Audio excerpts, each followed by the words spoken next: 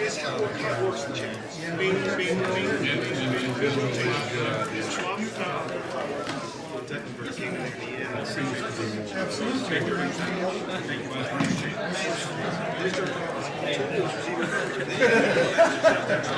Yeah, he's really have a section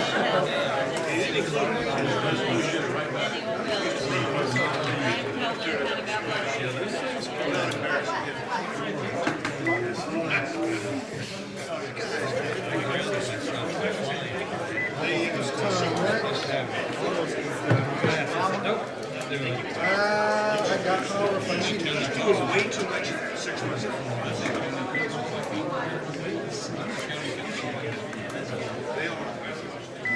We don't have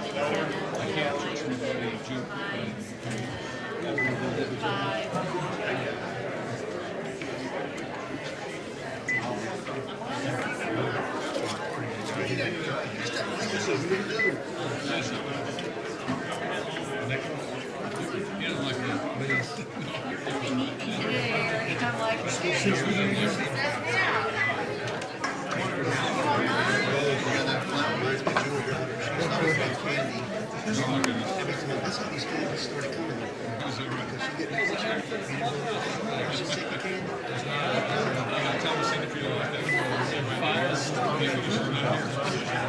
Hey, I'm ready to let you have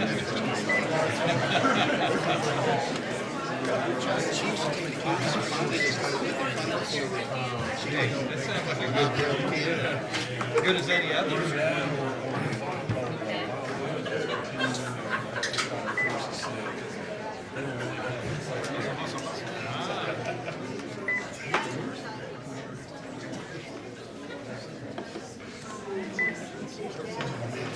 fix a flat tire. When was the last time you fixed a flat tire? I mean, tell you what, I was like MacGyver. I was using the knuckles, lock bitches, and everything.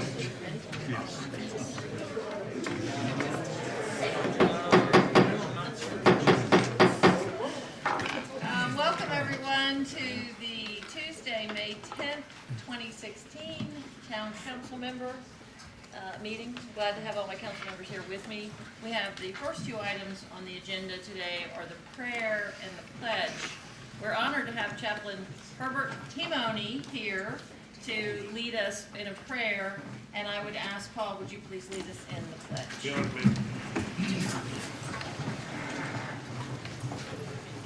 Our Father in heaven, for the gift of life, the advantages that life offers us, we say thank you.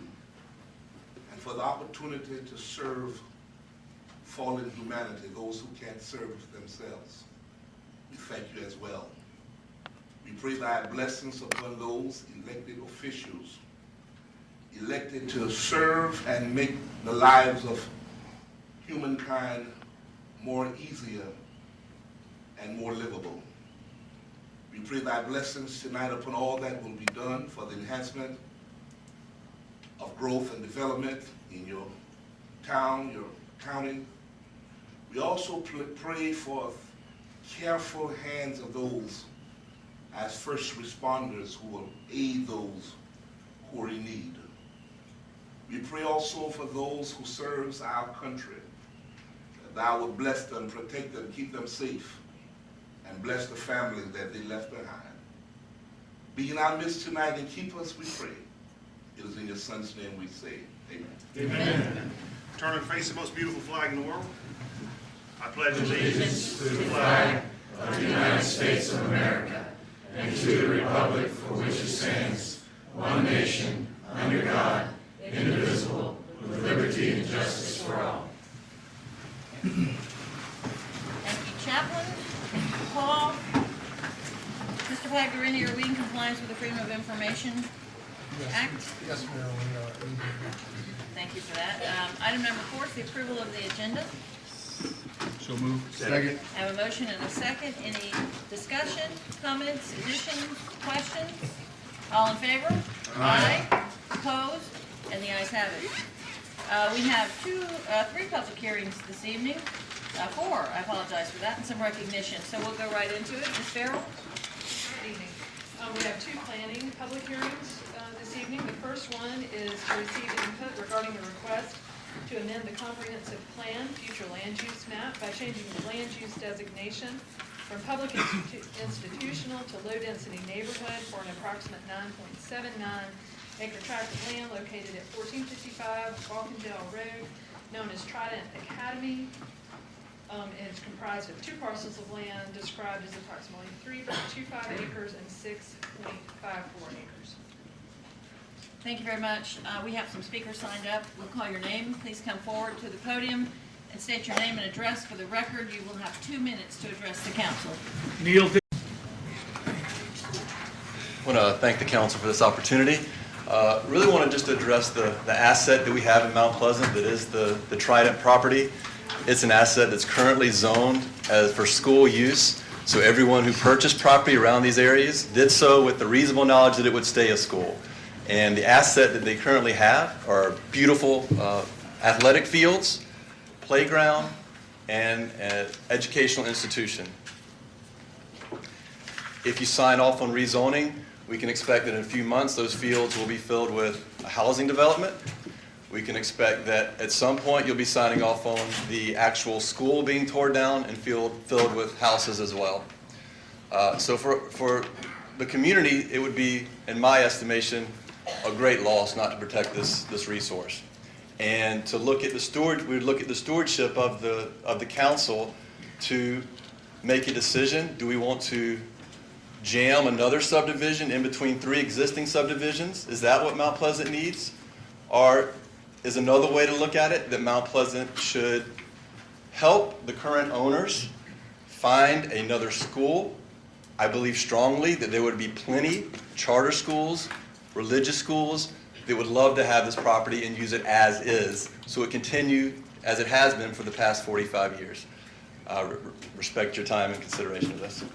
Thank you. Becky Williamson.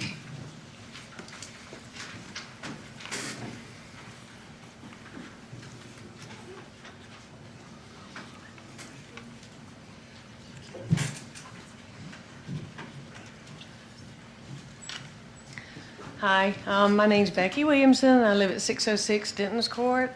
I'm retired special needs teacher from having taught for 18 years at Moultrie and Wando. I've had several students to transfer to my classroom from Trident. I believe Trident is a wonderful school, but the fact is the enrollment has declined each year. They no longer have a high school. I've also had several friends to move to Mount Pleasant so their kids could go to Trident, but they withdrew them after a year or 2. There are many excellent schools at Mount Pleasant where these students can receive the same education for free. I don't understand why the developer and other people keep referring to Phase 2. It's kind of like a catch-22, where they're thinking that Trident's going to fail. So if they do fail, we're going to have 29 houses out there instead of children playing on the rectangular, multi-sports field, of which there is a shortage in Mount Pleasant. With more and more people moving to Mount Pleasant, Trident could share the school with another private school as they're doing this year. This could happen if the soccer field is continued as a public institutional property and maintain the property as it is. What's best for the town of Mount Pleasant? Keep the comprehensive plan and not add more residential houses. Pick winners over losers. Thank you so much. Sarah Frankel.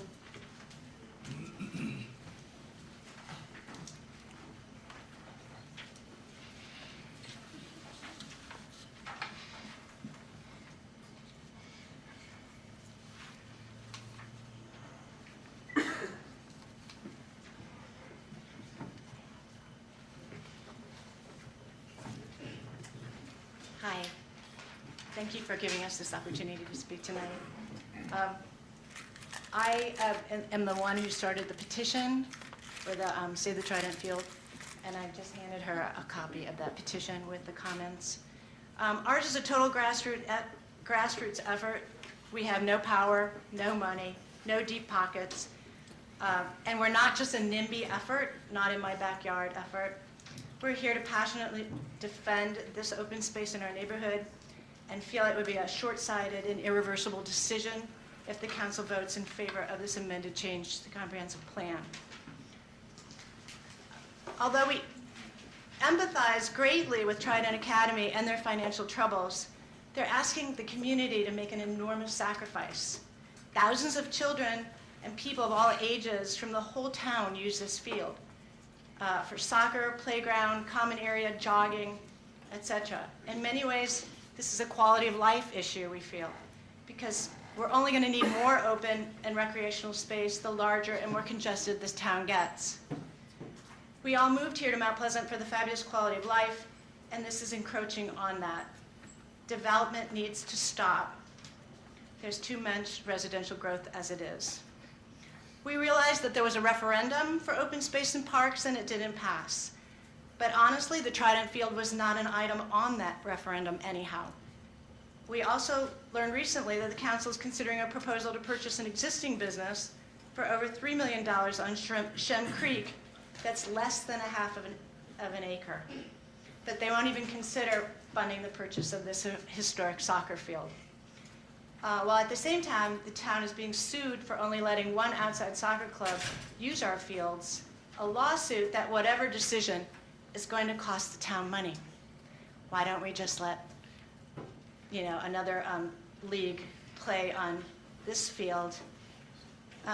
In the end, Trident Academy is a private institution that's fallen on hard times. But is it the town's obligation to bail out Trident by changing our town's comprehensive plan, allowing for this development? Isn't the plan there for a reason, to control growth? This seems to be a repackaged bailout at the expense of the quality of life for so many Mount Pleasant residents who Thank you, use this Frankel. field. Thank you. Richard Gross.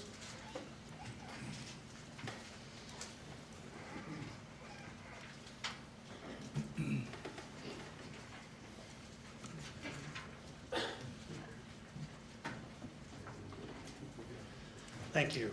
My name is Richard Gross. I live at 612 Oak Marsh Drive, and I'm here with a little different perspective on this field. From 1989 to 2003, I was assistant coach under Tom Riley for the Wando Boys soccer program. And during those years, we used a number of different venues for practice. For the last couple of years, we used Trident, and it was great that it was there. It was already laid out for soccer. You could walk, the kids without cars could walk there to practice. It had grass, which not every practice field had. And it was just a magical place on a good spring afternoon with the puffy clouds and the green trees. When the new high school opens at the old Wando site, there's going to be 2 boys soccer teams and 2 girls soccer teams looking for a place to practice. And I'm sure the athletic director would love you if you saved this field for them to use, because there's not going to be enough fields for these kids to practice. So I would say, please think in terms of not only all the issues that have been discussed so far, but what this new high school is going to need to support their athletic programs. Without this field, they're going to be in the grease. Thank you. Stefan Hoyer.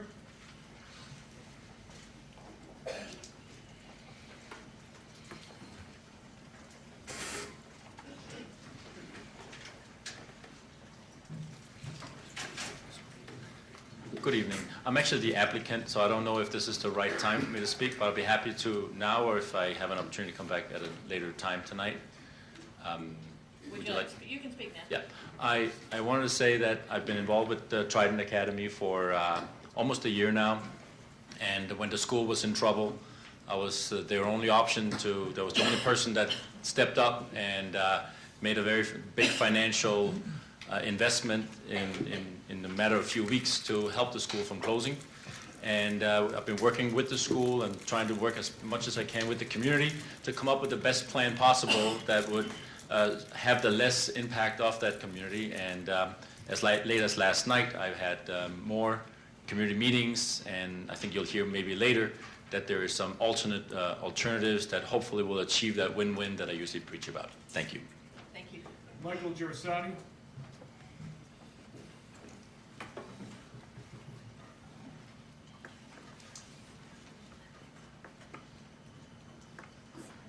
Thank you very much.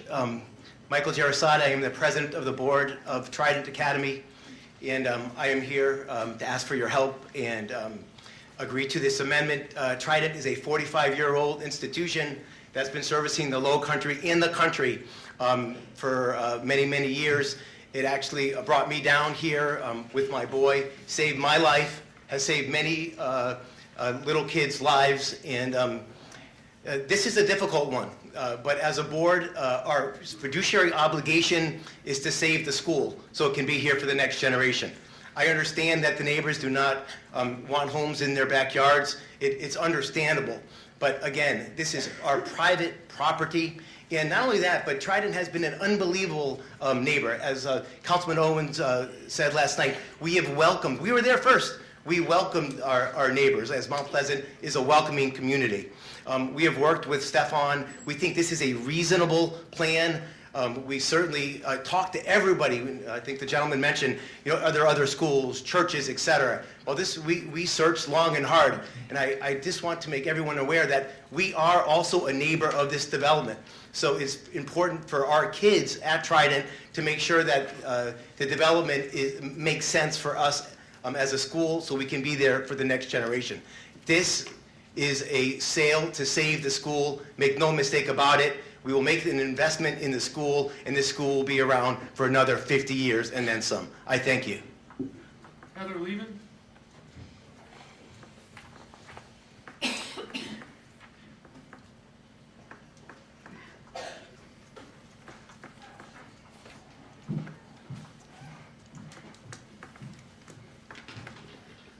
The comprehensive plan of Mount Pleasant is what is best for the community, not rezoning it and allowing for more residential development. There's too much residential development now. Our town council has approved 52% of the requests to alter the very plan created to manage the growth and development of this town. If you vote to approve this amendment, that'll make it 62% success rate in altering the very plan set out to protect us, our communities, and preserve our way of life. Why? We need to preserve our fields, parks, and playgrounds. I mean, as someone else mentioned, doesn't the town of Mount Pleasant have a current lawsuit against it for not having enough fields, for picking winners over losers? So why would you support this amendment to get rid of a historical field that's very well used? Several council members with whom I've spoken blame it on a failed referendum last fall. But my question to them is, what's more important, preserving our rectangular fields and quality of life, or the brand new town council building on the way in that they spent $30 million on, or 30 million taxpayer dollars down the drain? And the proposed spending over $3 million just a week ago to purchase a property less than a half acre when you won't even consider purchasing the Trident Field, which is almost 10 acres.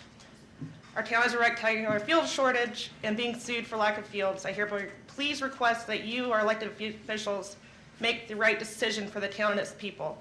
Vote no to amending yet again the comp plan so that we are able to preserve our quality of life and the character of this town. Andrea Winarski.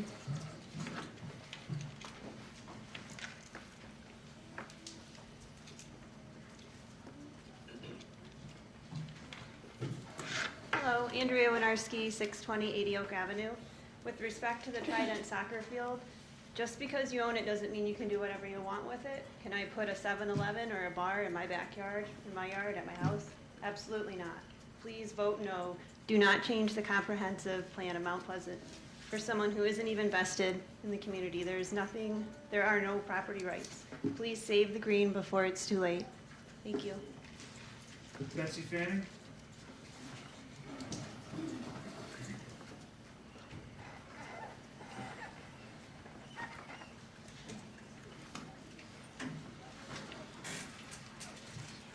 Good evening. I want to thank you, town council members and the town of Mount Pleasant, for the support that you have lent to Trident Academy for the past, the present, and the future. Trident Academy is, as you know, an asset to this community. We have an economic impact on the town. We are a viable institution. Yes, we've fallen on hard times. No, we are not closing. We are making an economic decision to sustain the viability of the school. Our school is growing. We do have a high school. We are growing, and we are going to be around for many years. I also want to thank Stefan Hoyer for stepping up. This is a man from Florida who came in and saw our school. He toured our school. He met one student, and he fell in love with what we do. He understood clearly the asset that we are to this community, and he is doing his best to help us to continue to be the asset that we are. So I thank you for your support. We thank you for our children, thank you, and I am forever grateful that you guys understand the bigger picture that's going on here. Thanks. Carol Thomas.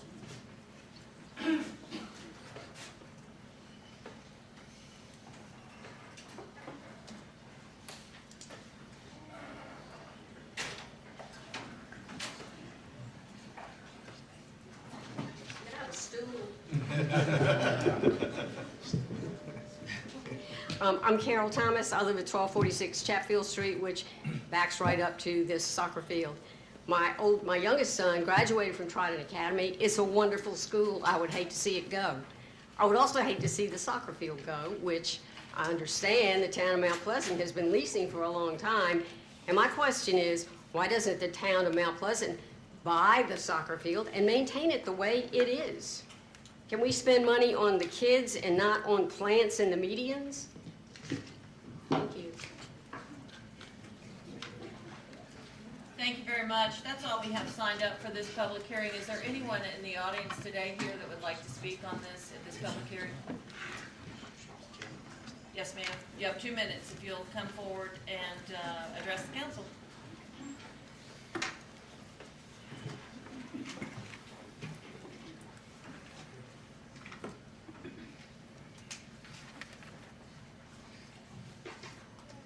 Good evening, and thank you for allowing me to speak. I'm a mother of a student at Trident Academy who is a 9-year-old little boy with Asperger's as well as dyslexia, dysgraphia. Excuse me, I get emotional with this. I had him in the public school. I had him at homeschool, and nothing worked. This child has done a 180 since he's been at Trident. The school has to stay there. There's no other alternative that has given these children the courage, the overall acceptance to go and carry on as a child should.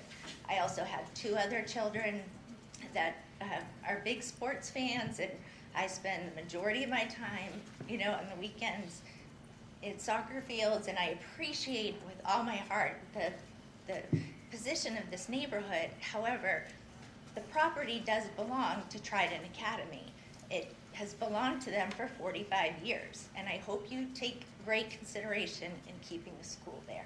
Thank you. Thank you very much. Comments from the council? Any questions? This public hearing is closed.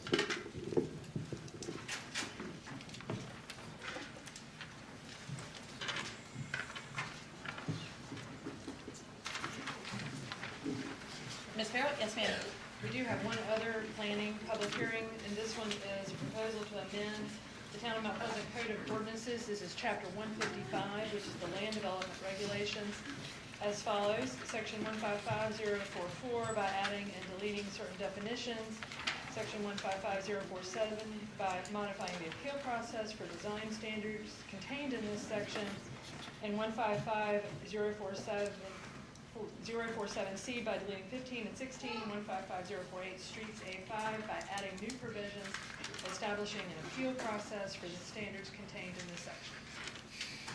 Thank you. I don't have anyone signed up to speak on this, in this public hearing. Is there anyone here that would like to address this council on this issue? With that, this public hearing is closed. Marcy, I think you've got 2 public hearings. We'll move on to the money. Good evening. This is a public hearing on the proposed fee changes for the rental of the town of Mount Pleasant's Alhambra Hall. The weekend rental rate is requested to be separated with different rates for each of the Friday through Sundays, and it would also now include the use of the downstairs suite and ice. Thank you very much. Again, there's no one here to sign up on this issue. Is there anyone in the audience that would like to speak to this council on this hearing? Thank you very much. This hearing is closed. We have one more public hearing about the budget for the fiscal year 2017. Yes, this is a public hearing on the proposed budget for the town of Mount Pleasant in the amount of $99,790,440 for fiscal year 2017, which begins July 1st, 2016. Thank you very much. No one here has signed up to speak on this. Is there anyone that would like to address the council on this agenda item? Thank you very much. I do have a comment from a council member. Marcy, would you just state the millage here so that everybody knows that the millage is as it is and not increased? That is correct. This budget proposes to maintain an operating millage of 38.1 and a debt millage of 2.9, the same as it currently is. Thank you, ma'am. Thank you very much, Marcy, and I'd like to thank the council for all the hard work that they have done to get us to this budget process. It's a lot to comprehend, so thank you, council, for that. With no one to speak on this, this public hearing is closed. And I believe we have some young men here that deserve some recognition and some employees.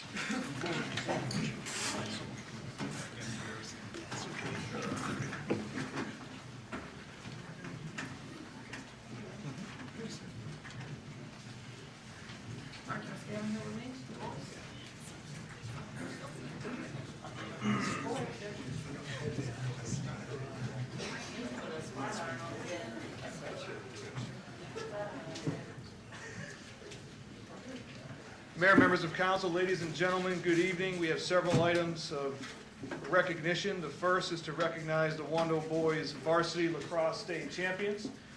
This recognition will be led by our council member, Mark Smith, who may have a family member on the team this year. Mr. Smith? Thank you. Coach, players, come on forward here. You guys have to line up with your backs to the council member. This audience right up here. Yeah, they all got the memo. Yep. Handsome group of boys there, are they not? They are, they are. Madam Mayor, fellow council members, and distinguished guests, it's my great honor to present the 2016 Wando Senior Class State Championship Lacrosse Team. Let's give up appreciation for our team.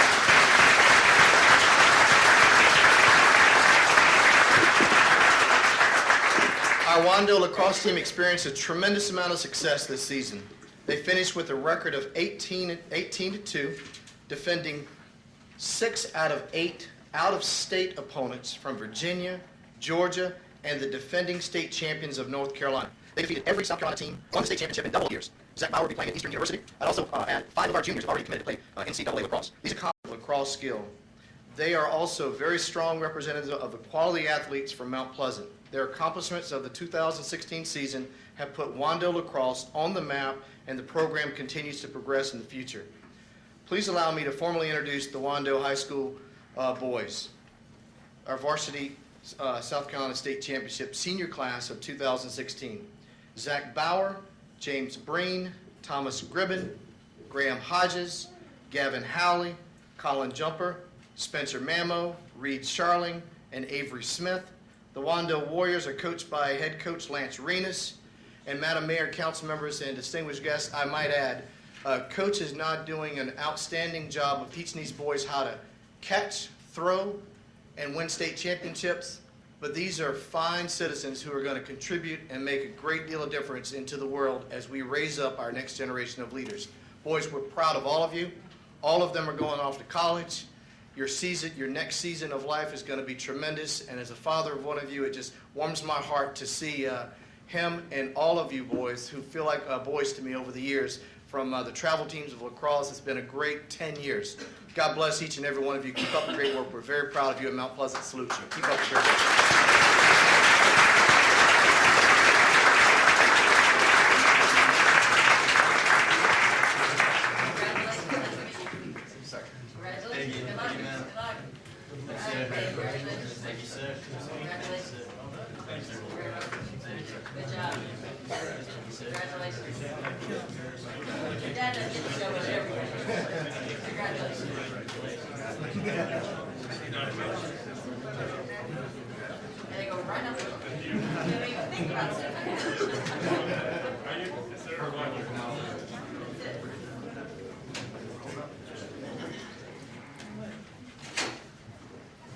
It's an honor to actually come up here and recognize yet another extraordinary young person from the town of Mount Pleasant.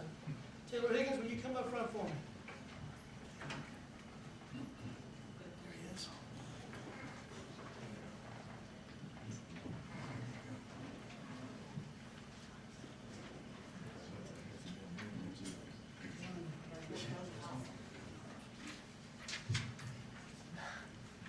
Come on up for me. If you come and stand here. Last month, Chief Williams and I had the honor of being at the Consolidated Dispatch 911 award ceremony. And at the ceremony, they recognized their 911 local kid hero for an extraordinary 911 call he made. And we were able to help present that award. But we also realized this young man needed to be recognized in front of his hometown. So let me tell you a little bit about what he did. And this happened last July. Taylor actually dialed 911. She had a medical emergency. His mother had fallen and hit her head on the kitchen cabinet, was bleeding, and he knew that she was in need of medical help. He was so concerned about her life, he felt he needed to dial 911. And we actually have a piece of that 911 call I'd love for you to hear. James, you do it for me? Okay. 911, what's the address of the emergency? My mom, I'm Taylor. My mom's bleeding and can't fall off the cabinet right now. Okay. We need the hospital. Taylor, how old are you? 4. You're 4? Okay. Uh-huh. You're doing good. Just stay on the phone with me, okay? Help is on the way. Okay. Okay. Is she awake? No. Okay. She closed her eyes because she needs the ambulance. Yep, and Taylor, they're on the way. Are you the doctor? No, Taylor, I'm not a doctor, but I have the EMS on the way. I have the ambulance on the way. Okay. And Taylor, are you able to go unlock the door? Yes. Mommy, the ambulance is on their way, so I can unlock the door. Taylor. No, Taylor, is anyone else home with you? No, it's just my mom and me. Okay. I bought the pizza for the ambulance. Okay, that's nice of you. If they don't want it, I'll give it to the doctor.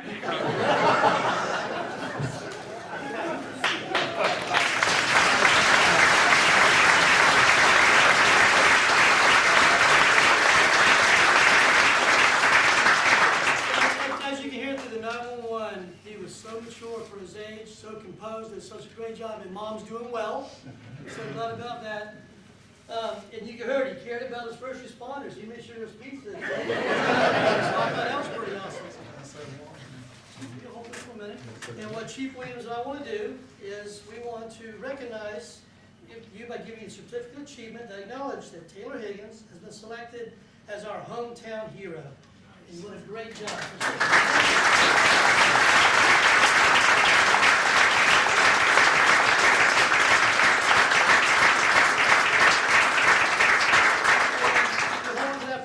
The last thing I want to do, I just want to make sure everybody knows that officer when he grows up. So I've got something very special for you. I have a badge and a set of credentials with your picture and my signature that makes you an honorary member of the Mount Pleasant Police Department. And when you finish college, you come bring us in, exchange it for the real badge, and become one of us, all right? Thank you so much.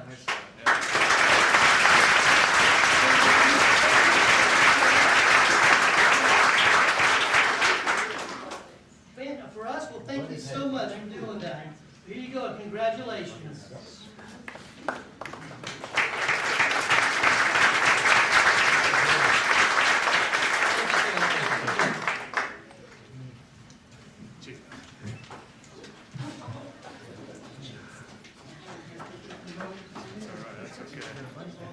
Mayor, council members, ladies and gentlemen, the next item on the agenda is a proclamation recognizing Peace Officers Memorial Day. And I have the proclamation in front of me. I'll take a moment to read it. Whereas the Congress and President of the United States have designated May 15th as Peace Officers Memorial Day. And whereas the members of the Mount Pleasant Police Department play an essential role in safeguarding the rights and freedoms of the citizens of our community. Whereas it is important that all citizens know and understand the duties, responsibilities, hazards, and sacrifices of their law enforcement officers, and that law enforcement officers recognize their duty to serve the people of this community by protecting them against violence and disorder.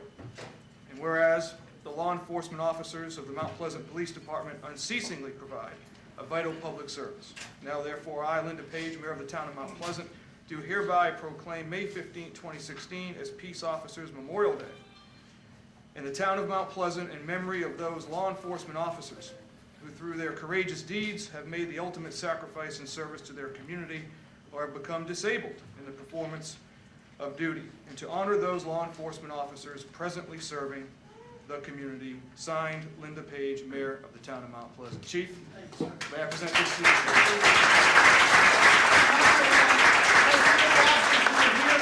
Stand up, the officers that came here tonight.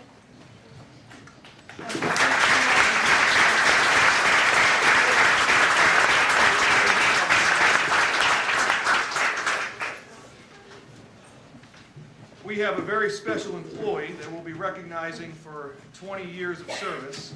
Her name is Louise Prim. Louise, would you come forward? And our Human Resources Officer, Megan Kelly, will lead the introduction.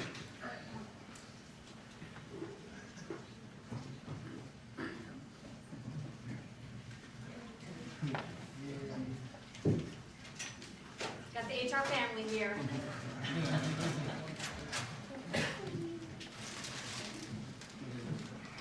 So Louise Prim has been working at the town for 20 years in human resources. She's had 4 positions, each with more responsibility. But one thing that you might not know about Louise is that her first job here was in planning, working for Joel Ford.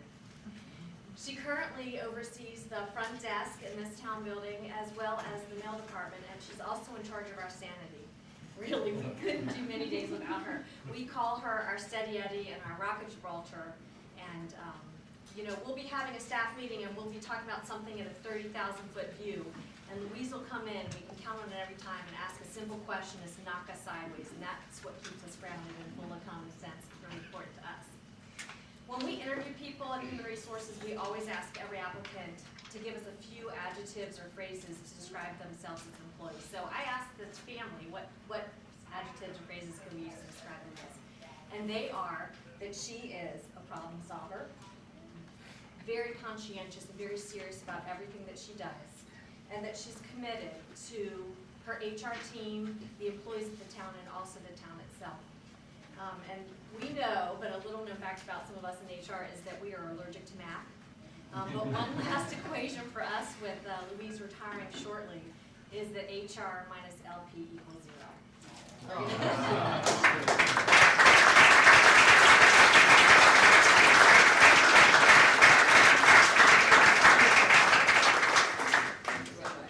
I know Martine, here, come on, Martine wants to take a picture. You get it? I get to stay with the HR family. Come on, Brad. Yeah.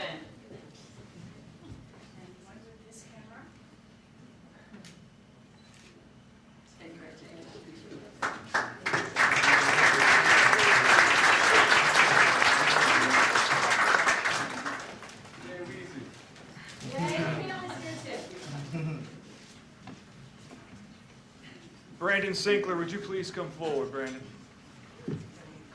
And I think your family's here as well, it appears. Please come forward as well. Okay.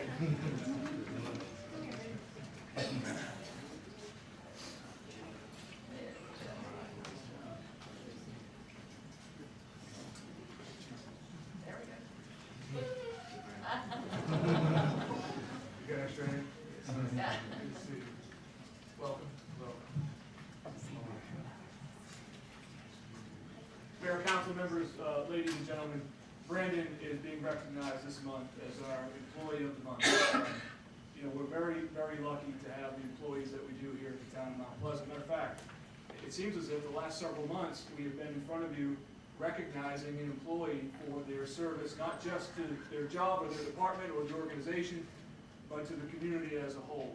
And we have a mantra about public service matters, and Brandon exemplifies that mantra.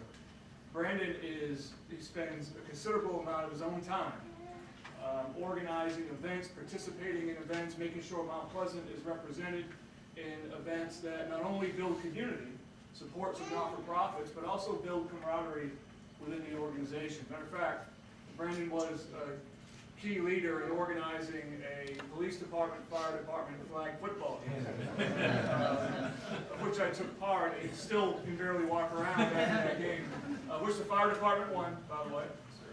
And the camaraderie it built and friendships it made amongst the departments was wonderful. And it was unique because, I mean, you know, the police department and fire department, they work so closely together anyway. I mean, they're usually on scene together and they're watching each other's back. And to be able to have the opportunity that they were on the field together and to have some fun was special. But for Brandon, it doesn't stop there. I mean, his big charity is Carolina Children's Charity, and he's organized several events, softball tournaments, with proceeds going to support that charity. In fact, many of you all may have been aware, you may have been there to see it, but the Wounded Warriors softball game that was held a week or so ago over at Patriots Point, Brandon made sure that the fire department was represented on the team that played the Wounded Warriors. And what an inspiring situation, what an inspiring event that was. So, sir, we thank you for everything you do for us and for building this community, and we recognize Brandon as the employee of the month.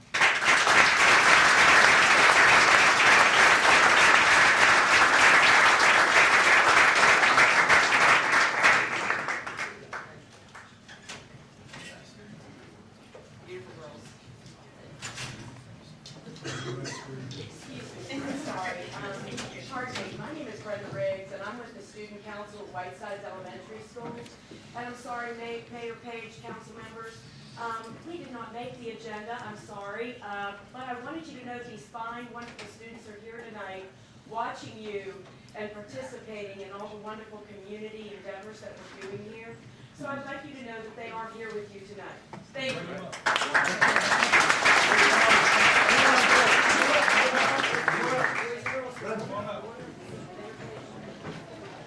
Come on, future leaders to town hall.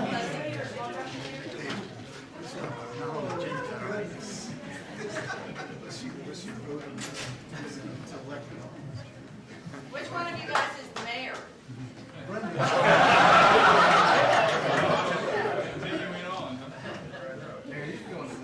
No, they're good, they're good.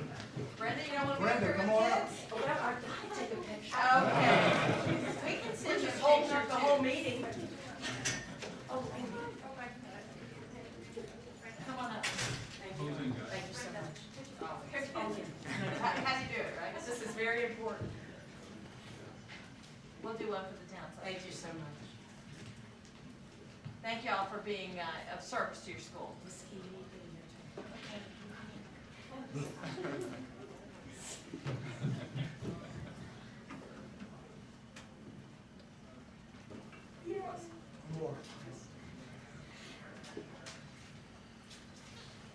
give a big hand to these.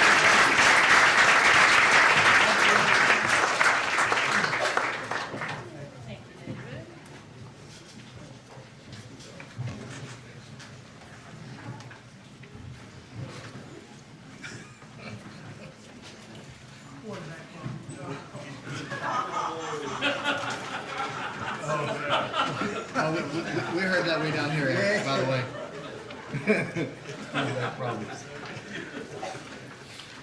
All right, thank you, guys. Now on to work. Item number 6 on the agenda tonight is approval of the minutes from the April 12th, 2016 Town Council meeting and the May 2nd, 2016 Special Town Council meeting and the April 2016 financial statement. So moved. I have a motion and a second. Any additions, questions, comments? All in favor? Aye. Opposed? And the ayes have it. The 7th thing is correspondence and public statements. We have some people signed up to speak. Yes, Mayor. Diane Vincent?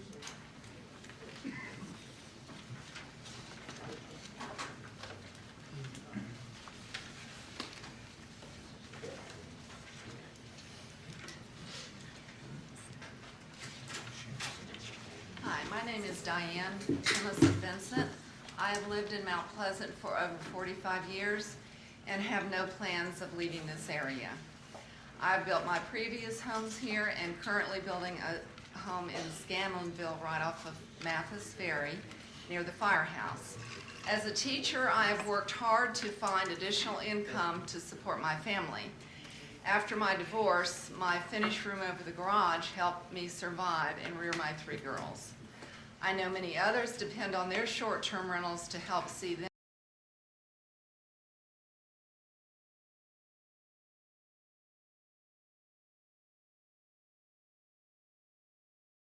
through.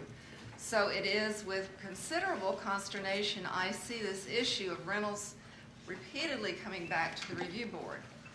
For those of us who rent ADUs, may I ask the board who better to manage our property than those who just live a few feet away, who know immediately and firsthand if a renter is too loud or a nuisance to the neighborhood. We make the considerable investment of owning and running our ADU and can be trusted to maintain our rental to our and the neighborhood satisfaction. Simply put, we depend on our rentals to survive. Who here will deprive us of that? Many communities like Asheville, North Carolina, where my daughter maintains a rental in her home, are struggling with the problems of absentee landlords, investors who buy and rent properties they don't personally maintain. And while this is a concern for some, those of us who live next door to our rentals and are responsible landlords should not be penalized for those who do not invest in their neighborhoods and who may not even see the rentals they own. I ask the board to protect those of us who take our responsibilities as landlords seriously and who protect and contribute to our community with our rentals. Thank you. Thank you, Ms. Vincent. That's all for that, Mayor, if I may. Ms. Bixler and Ms. Holtz, you also signed up online. I have you listed under item 7. Are you fine with that, Ms. Bixler? Do you understand you're signed up to speak under the item? Should I wait for 7? That's what you've selected. That's what you selected online. Okay? Thank you. Ms. Farrell? Moving on to planning. Item 8 on the agenda, under new business. Mrs. Mayor? Yes? Several of us in the audience signed up to speak. There's public comment here. Is that open? I have you under item 7, Mr. Bagwell. Well, I thought I was signing up for public comment. That's all right. I'll wait for that. I'll be more than happy to let you speak now if you'd like. All right, I'll wait. Thank you, Ms. Farrell. We'll move forward. Yes, sir? Yes, I'm sorry. Has the section already passed for the field there, Walking Door Lake, so that's still yet to come? That's yet to come. It's our first item under planning. We do have 2 people signed up to speak under that. That's Becky Williamson and Sarah Frankel. You can't concede your time, unfortunately, no ma'am. You can't concede your time to someone else, no ma'am. Thank you very much. Under new business, item number 1 is the first reading of the ordinance to amend the comp plan. This is regarding the Walkendall Road property. I'll turn it over to Ms. Farrell. Yes, ma'am. You actually just had your public hearing on this at the beginning of the meeting. So to review this item more specifically, this is a 9.79 acre tract of land.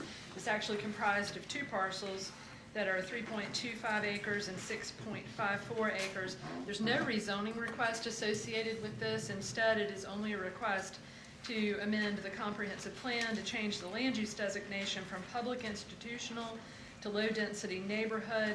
The effect that this have is it does establish the density for the property at 3 dwelling units per acre.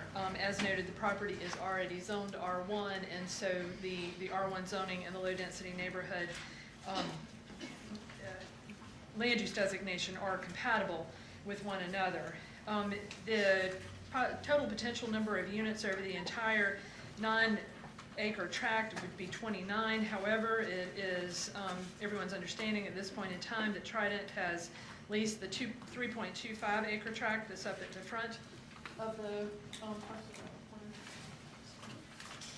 that's front where the Trident Academy is located would not be part of a development plan initially. And so if that being the case, this portion of the property could have a maximum of 19 dwelling units. The Planning Commission reviewed this and they recommended approval by a vote of 4-2, and the Planning Committee recommended approval by a vote of 3-1. Move for approval. Second.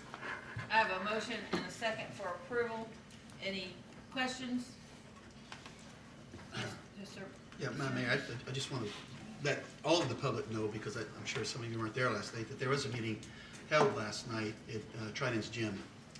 And a couple of us, Paul and Jim, myself and Bob, attended the meeting, and so that we could hear what the citizens had to say. I would say overwhelming majority of the folks agreed that they would love to see the property ultimately be zoned R3, so that up to 2 acres worth of land could be preserved for green space, as well as save the school and save the science wing. So I just want to make sure everybody understands that, because we've heard some folks speak out against it, but last night, in a show of hands, we saw, I don't know, I would say 80% to 90%, somewhere around there, of the folks that attended the meeting really wanted that. And so, that's going to be my reasoning tonight for voting for it. I just saw the overwhelming majority of the folks who took the time to come out and listen and see what the developer was offering. They were very clear on how they would like to proceed. Thank you. I do have 2 people signed up to speak on this. Ms. Williamson, y'all don't want to speak? No, ma'am.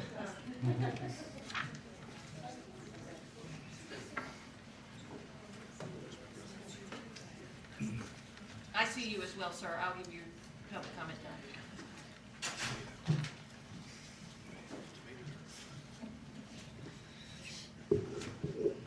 The reason that most of the people voted for that.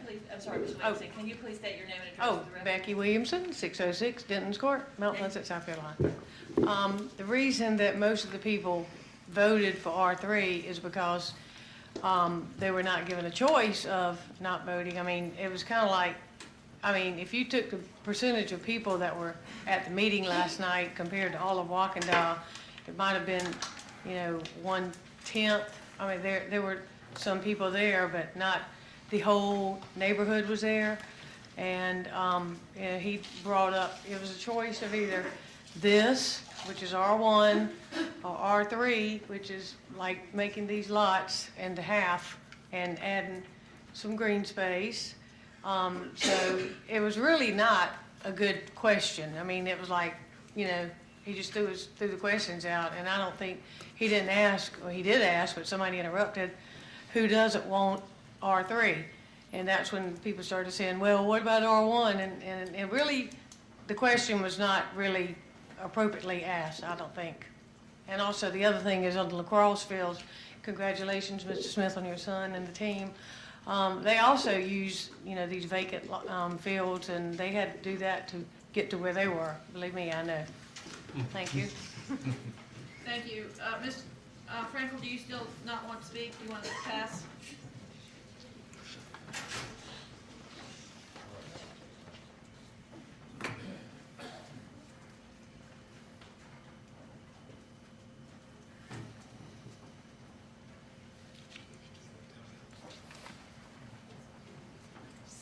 Sarah Frankel, E21 Denton's Road. Just to add to what Becky just discussed, last night There were a lot of people in favor, for sure. Unfortunately, there seems to be sort of a silent majority in our neighborhood where people are not coming forward who do not want this change at all, do not want this amendment approved. I am the one who started this petition, Save Trident Field, and I have 422, as of this morning, 422 signatures on that petition with many, many comments from many, many people in Wakanda, actually. We sent flyers around and they responded to our petition that way. So even though, I just don't think that to use that meeting is a fair gauge on what the community in Wakanda specifically, but then Mount Pleasant in general, thinks about this amendment. Not based on the responses I've gotten and the conversations I've had with my neighbors who weren't there last night for lots of different reasons. So I just want to kind of speak for that silent group who wasn't there. Thank you, Mr. Frankel. Do you have a question for her? Please, Madam Mayor. Sarah, if I may, out of the number you gave us on the petition, by any chance, do you know what percentage of the homes immediately abutting the fields signatures are on that? Half? Less than half, or more than I'd say half. Thank you.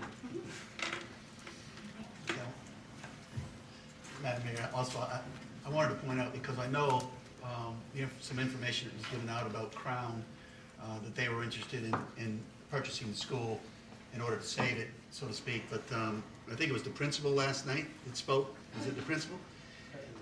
Who got up last night, oh, that's her right there, and clearly said that they had no intentions on buying it, they never did. So how that information got to this council via emails that they were interested, I'm not sure how that happened, but I'm sure she could say it again tonight, but she was very clear. Nobody has ever asked them, and they have no intention on purchasing that field. So I want to make sure, because that's the rumor that was going around out there, at least what I heard, and I think all of our council members got that email as well. Thank you. Sir, would you like to come forward and address? Yes. Please state your name and address for the record. You have 2 minutes. Yes, hello, my name is Brendan Murphy. I live at 850 Pine Shadow Lane, which is in Wakanda Lakes. And basically, probably the number one reason why I purchased that house is because there was a nice big soccer field next to it for my 3 kids to play on. And I found out after I'd purchased the house that there was rumors that somebody had purchased it, but the school was not going to do anything with it for about 10 years, and I heard different things, and I wasn't able to make the meeting last night, but I can tell you that I've spoken to numerous neighbors who have children, and certainly the overwhelming majority of people that I've spoken to, not overwhelming majority, every single person that I have spoken to is, how many people are going to be in favor of removing soccer fields from their neighborhood? Not too many. So that kind of, I think I fail to see why people would rather have construction built and take down trees and green fields. So I think that's basically not necessarily accurate. Another thing is basically 19 homes can be built over soccer fields. How that's really benefiting the neighborhood, I'm failing to see that. I do think, sometimes things need to be put in the balance, and I understand there's investors and how there's building and everything like that. But I don't really see what's being offered back to the neighborhood. I think maybe if there was something like, we're going to build a couple of tennis courts and have a swimming pool that the people in Wakanda Lakes can, use or something like that, that might be a nice thing to have, that everybody in the neighborhood could share. But basically, I can't honestly say, certainly for my family and my immediate neighbors who we've spoken to, that this is going to be of a benefit to the neighborhood to take the fields away from our kids. So anyway, that's all I have to say. Thank you very much. Is there anyone? Yes, ma'am. Absolutely. You have your 2 minutes. Thank you. Thank you.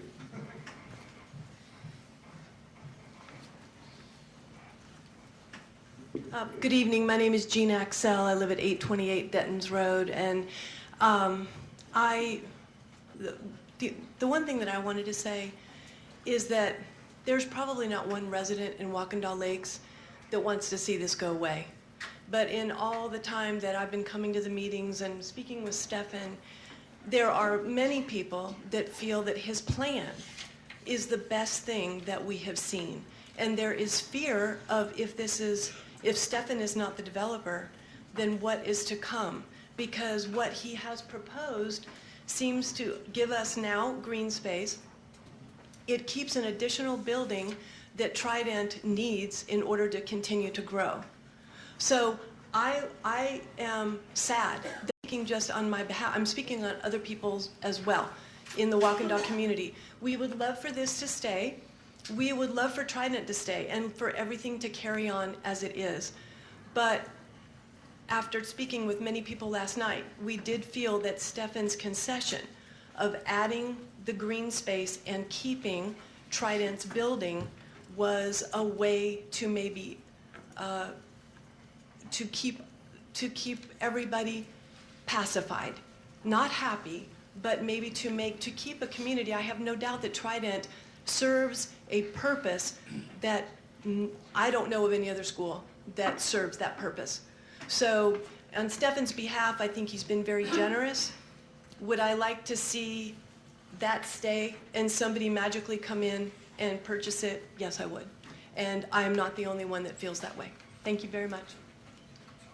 Thank you very much for all those passionate comments. Anyone on council have any other questions for any of the applicants? Yes, sir, Mr. Bustos.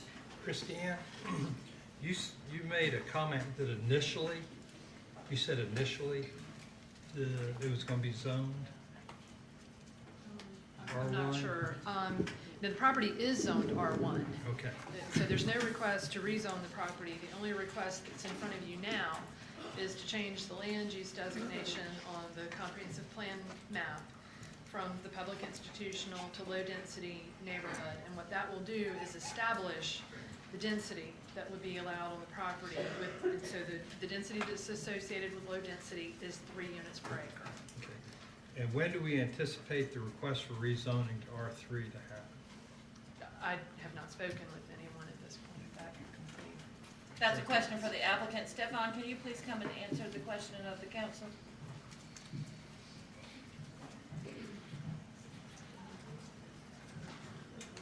Yes, we're here tonight with a favorable recommendation, but before this meeting tonight, I wanted to take it upon myself to have another community meeting because I felt like that the plan that I initially had set forth could become even better. And I don't understand all the technical stuff. I don't understand too much of the political stuff, but I do understand that I want to try to be the best neighbor I can be. I've said it many times, and sometimes you got to put your money where your mouth is. So last night was a meeting before this meeting tonight with the community of saying, I have another proposal.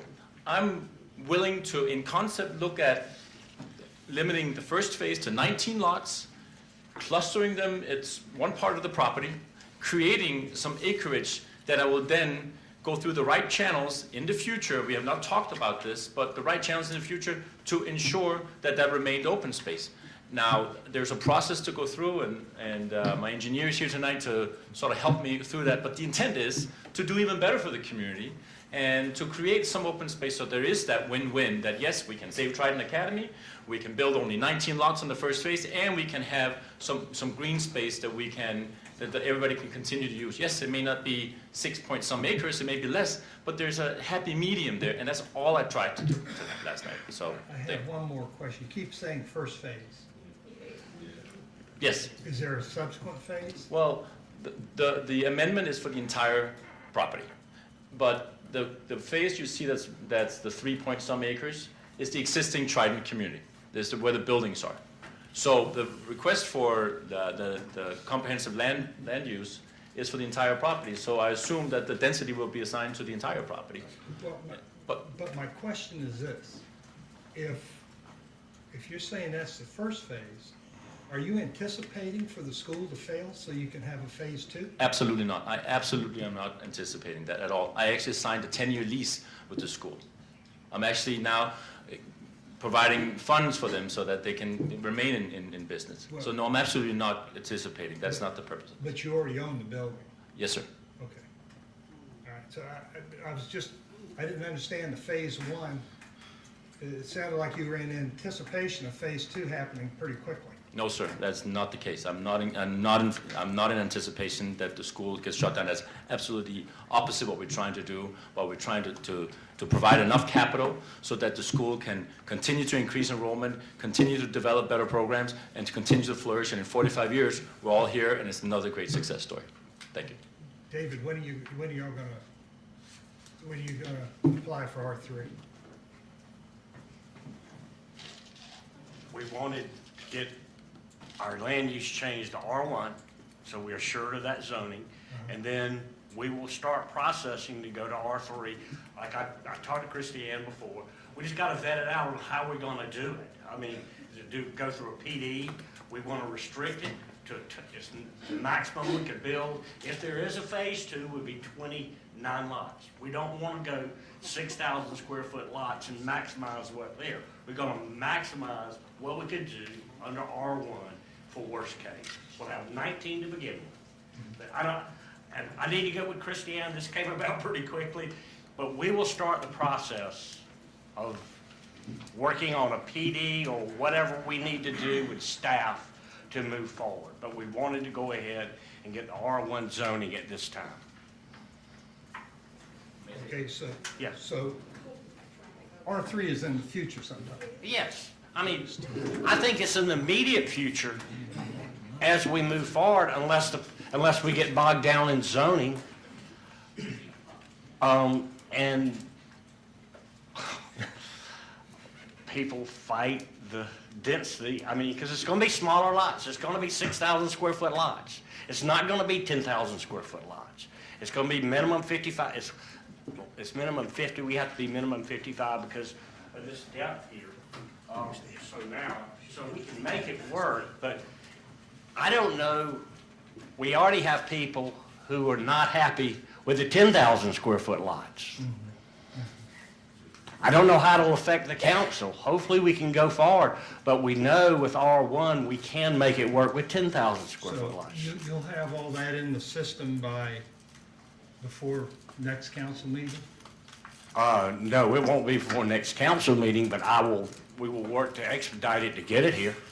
Okay. Okay. May I say something?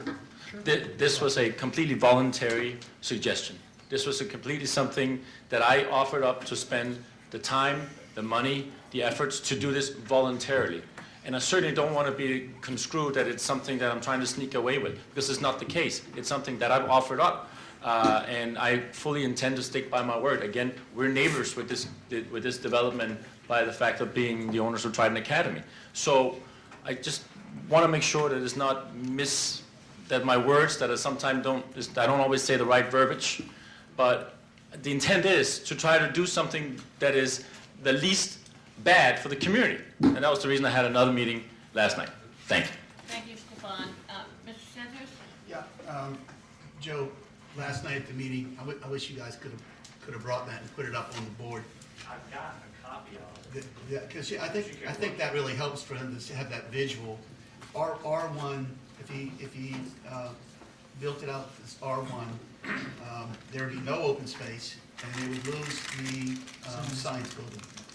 R3, going to 6,000 foot lots, allows him to donate to the town, I think he said, 2 acres of open space, green space, which could still be used as soccer fields, and it would save the science building. Yeah. So that's the purpose. I think that's the purpose of going to R3 is to shrink the lot sizes so they can provide more open space to the community. Well, I understand. My Yeah, only he's gotta problem make it. is, I wish that we were voting on tonight what's being described. We're voting on R1 and in hope of something else happening. And, you know, this happens all too often, that we get these changes before, but. It's still gonna come back to the system, though. We still, we're gonna be voting on this issue. This is just the first step. Okay. Yes, Mr. Henny? There are a lot of variables. I mean, the meeting that they were having last night was less than 24 hours ago. We got our council packets last week. Things have changed since then. First, I thought we had stopped that. Things changing as we walk into council. Is there a way to defer this? There are too many moving parts. there are too many questions that I have as a council member to cast an informed vote. Like, I don't understand if this passes, what agreement holds to, not this plan, but the plan that's on the board is not the one we're voting for. Okay, so I don't want to just say no, because I think we have a developer who's trying to do the best thing for the community. We got a school we want to see safe. We got a town that might play a role. There are a lot of variables here. Is there any way that we could defer this until there's not so many moving parts?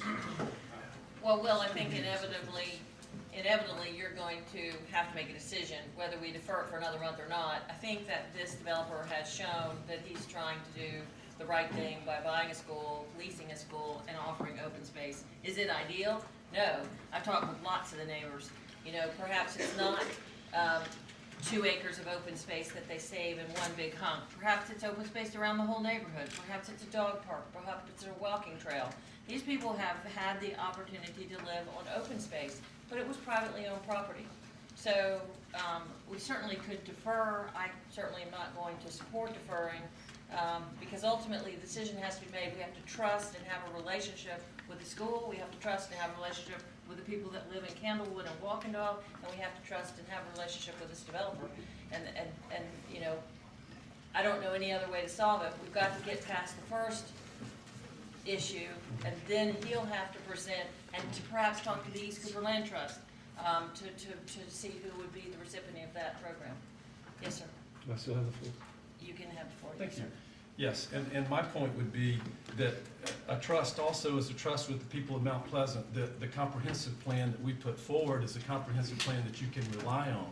And I feel like we were being asked to make a change in a comprehensive plan based on information that I did not even have when I walked in the door today. So for that reason, I would have to vote no, not that he's not trying to do the right thing or y'all aren't trying to do the right thing. But under these circumstances, I'm not voting to change the comp plan for a plan that I have not even seen the final version of. Well, we did have it at the planning committee, and I will turn it over to Mr. Garch. Thank you. Will, I appreciate your point and your questions and your concerns.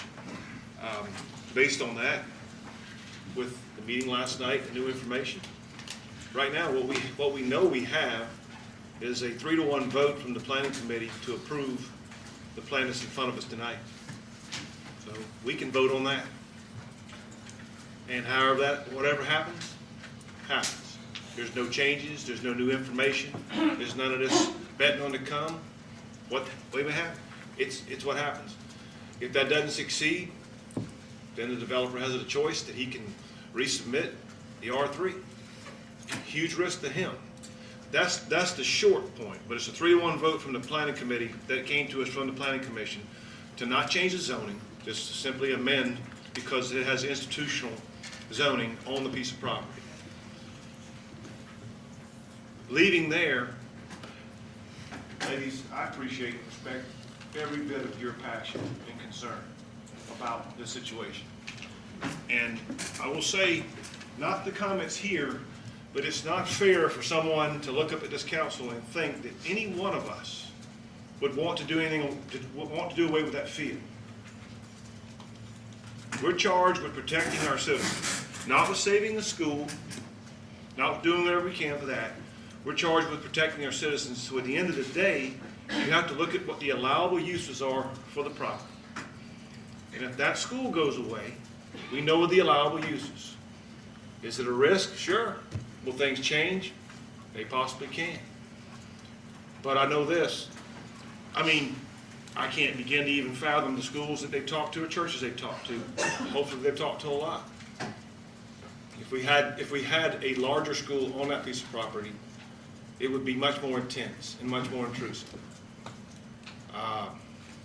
So, again, we have something coming to us tonight. It's 3-to-1 vote from our planning committee. We can vote on that.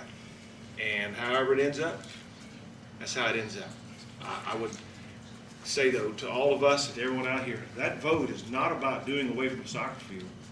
That vote is trying to find the least intensive and least intrusive use of the property. Is it a bonus that this gentleman here wants to say that school? Sure is. Wonderful school. And also, for what it's worth, just like I said at committee meetings, just like I said at the meetings, yes, I live in Walkendall, and even better than that, my brother and his family live next to the soccer field. So I have been following this very, very closely. I would love to be able to say that I had $5 or $6 million to buy this field. I don't. We don't. We have parks and facilities now that we can't even upfit and build up. So, again, Will, I do appreciate exactly what you're saying. I get it. There's no attempts here that I know of from this council to have a change. The gentleman did reach out to me and asked me my thoughts, and of course I told him, sir, you need to do what you feel like you need to do. I see confusion on the horizon because of it, but I also see over 2 acres of green space. I believe we can get there. You just can't, I can't fathom a way to pin it down. Like Joe, I know where you were going. How do you pin this down and condition it to where it does happen? But we don't have the authority to do that. Thank you, Mr. Garch. Mr. Smith? Thank you, Madam Mayor. I certainly appreciate both comments that were made earlier from Councilman Haney and Councilman Garwich. And I heard the word trust thrown out a lot tonight, and there's 2 words a great mentor of many of us here typically have behind that word trust when it's used, and it's but verify. And that's kind of, I think Paul is spot on that, you, in my words, not your words, roll the dice and see what happens based on the planning committee, or defer for a period of time so that we actually know what we're voting on that we want to vote on. So I think that Councilman Haney is wise in his comments in terms of making sure that everybody understands that a deferral is an option, so that you're not rolling the dice. Mount Pleasant is a community that is too precious, and this is too important to all of us to take chances and roll the dice. Several of you on here have said on numerous occasions, let's take our time and let's do it right. And I would just want to make sure that you understand that deferring is one of your options. Thank you. Thank you. Mr. Brimmer? Yeah, I think some great comments. This is a kind of a difficult one. But the question I have, Christiane, please correct me if I'm mistaken, but we're not voting tonight on a project. We're not even voting on the change of zoning to R3. This is a vote to basically assign density, residential density, to a residentially zoned piece of property. Those other questions regarding R1 versus R3 or how many homes or that sort of thing, that all has a separate process. And we will have input into all that process as we go forward. But if we don't vote tonight for assigning density to this property, none of those other things are options. Because what we're basically saying is the use is only going to be what it is today, not allowing residential. So in order for us to even consider a residential project, we would have to approve the request tonight to allow residential use. Is that correct, Christiane? At that density. Yeah, at that density. So I think we're looking at a couple of steps ahead from where we need to be tonight. I mean, this request is basically to say, what is the residential density that could be used for a project? And I'll tell you, I'm not thrilled about losing green space. These ladies here were very generous last night. We spent some time after the meeting. We sat on the porch and looked out over the property. It's a beautiful view, no question about it. I would hate to lose that as well. I will also say, though, that a yes vote tonight doesn't preclude ongoing conversation between the parties to come to some agreement. Even if this vote tonight would just allow residential, but if Stefan and Trident and any other party wants to get together continually and talk about saving this property through some sort of business transaction or agreement, that can still occur. That doesn't preclude that from happening. But a no vote tonight basically, I think, stops any consideration of any residential development going here. which then has implications for Trident and other things. So I just want to be clear on that we're not assuming that a vote tonight approves a particular project or a particular zoning, because that's really not what this request is asking of us tonight. Thank you, Bob. And I can get some clarification. Ms. Farrell, so we have a motion on the floor to approve it as requested at R1. Concurrently, could not, within the next, we can concurrently ask for R3. So the developer can go make the approval before we have final reading for it to be R3 and have a more defined plan. Can you explain that to us? Yes, ma'am, try. Okay. No, the property is zoned R1. The request in front of you tonight is to establish the density by amending the comprehensive plan, 3 units per acre. The discussions that you all have been having, and my understanding is that there is potential request for R3. R3 is typically associated with medium density. As Mr. Stevens said, he and I had a very brief conversation about if the R3 were to move forward, how could that be accomplished? And it may take a comp plan amendment to be associated with the R3 zoning in order to establish the medium density. There are different ways to do this, and I would need the opportunity to speak further with the engineer about how that could be accomplished, so that it's my understanding there's still desire for 19 lots. But what's in front of you tonight is leave the zoning alone and establish low density on the tract of land.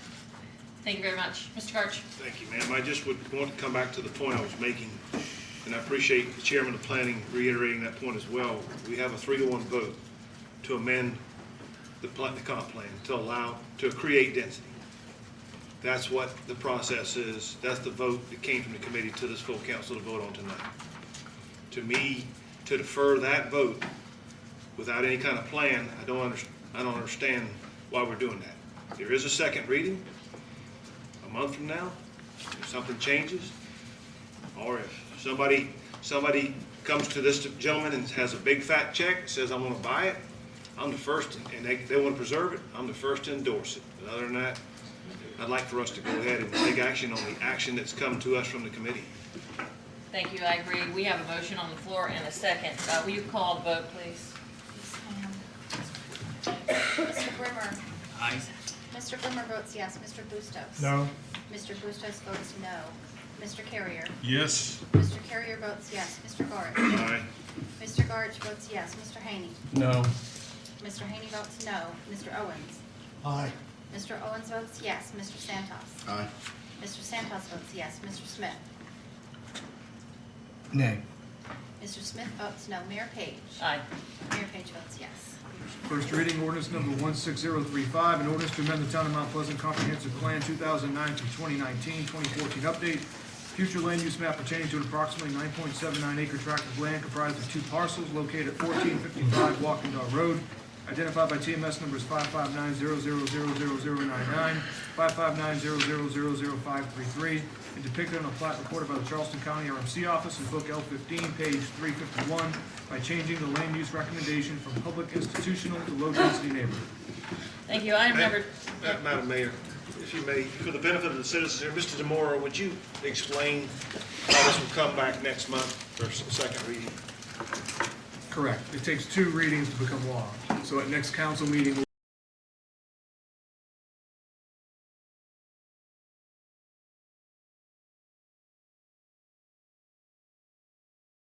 be second and final reading.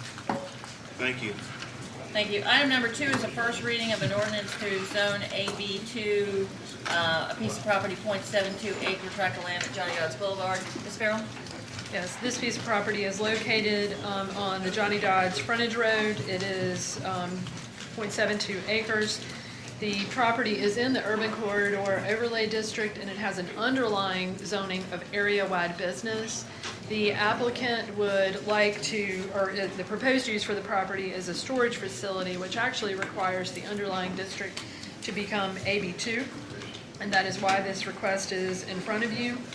The Planning Commission reviewed this and recommended approval 4-2, and the Planning Committee unanimously recommended approval of rezoning the underlying district. Move for approval. Second. I have a motion and a second. Any discussion? All in favor? Aye. Opposed? And the ayes have it. First reading ordinance number 16036, an ordinance to zone AB2 area-wide business 2 district, approximately .72 acre tract of land located at 602 Johnny Dodge Boulevard, identified by TMS number 51400000067, and depicted on the plat recorded by the Charleston County RMC office in Book AG, page 1. Item number 3 is a first reading of an ordinance and an amendment on the Dunes West Plan Development. Yes, this is a 2-acre tract of land located just off of Park West Boulevard. It actually has 2 zonings on it within the the Dunes West PD, office, professional, and multifamily. The applicant is proposing to rezone the entire property to Dunes West Commercial. The proposed or intended use for it is a pediatric medical office. Planning Commission and Planning Committee have both recommended approval. Move for first reading. Second. Have a motion and a second for first reading. Any comments? Questions? All in favor? Aye. Opposed? And the ayes have it. First reading ordinance number 16037, ordinance to provide for an amendment to the Dunes West Plan Development District ordinance pertaining to approximately 2.02 acre tract of land, also known as Park West Parcel 3A1B, identified by TMS number 54000000146, and depicted on the plat recorded by the Charleston County RMC office in Book DD, page 929, by changing the master land use designation from DWMF and DWOP to DWC. That's a mouthful. Item number 4 is a request to approval of the revised Ocean Port conceptual plan. I understand they made some changes. This is at 6 Mile Road. Yes, the conceptual plan was originally approved as part of the impact assessment, and they are proposing some changes, which is why it's in front of you for approval, because the impact assessment was approved by Town Council originally. This is the best map to look at, the one that Martine has on the screen, so it shows you what's currently approved over here, and this is what is proposed here. There are some changes. There is an increase in the number of lots for this section by 5. There'll be 5 additional lots. However, overall for Oyster Point, there has been a decrease of number of lots by 1. So it just means that there's been a decrease in the other areas, and so this part is increasing a little bit. The acreage on the pond is increasing, the open space is decreasing a little bit, but the right-of-way infrastructure is also decreasing, which is typically a good thing. Planning Commission and the Planning Committee have both unanimously recommended approval of the change to the proposed. Move for that you see on approval. the screen. Second. I have a motion and a second for approval. Any comments? Questions? Mr. Farrell, Yes, sir. the map that they put up during the committee meeting, that showed the green and how Yes, sir. how it all connected? Yes. So this is the approved one, and there should be one more, Martine. Okay, this is what's proposed. And so, I just wanted to say that, this was approved, I wasn't on council. I don't care for it, but I'm here to tell you what was done here with this connection with the green around the ponds.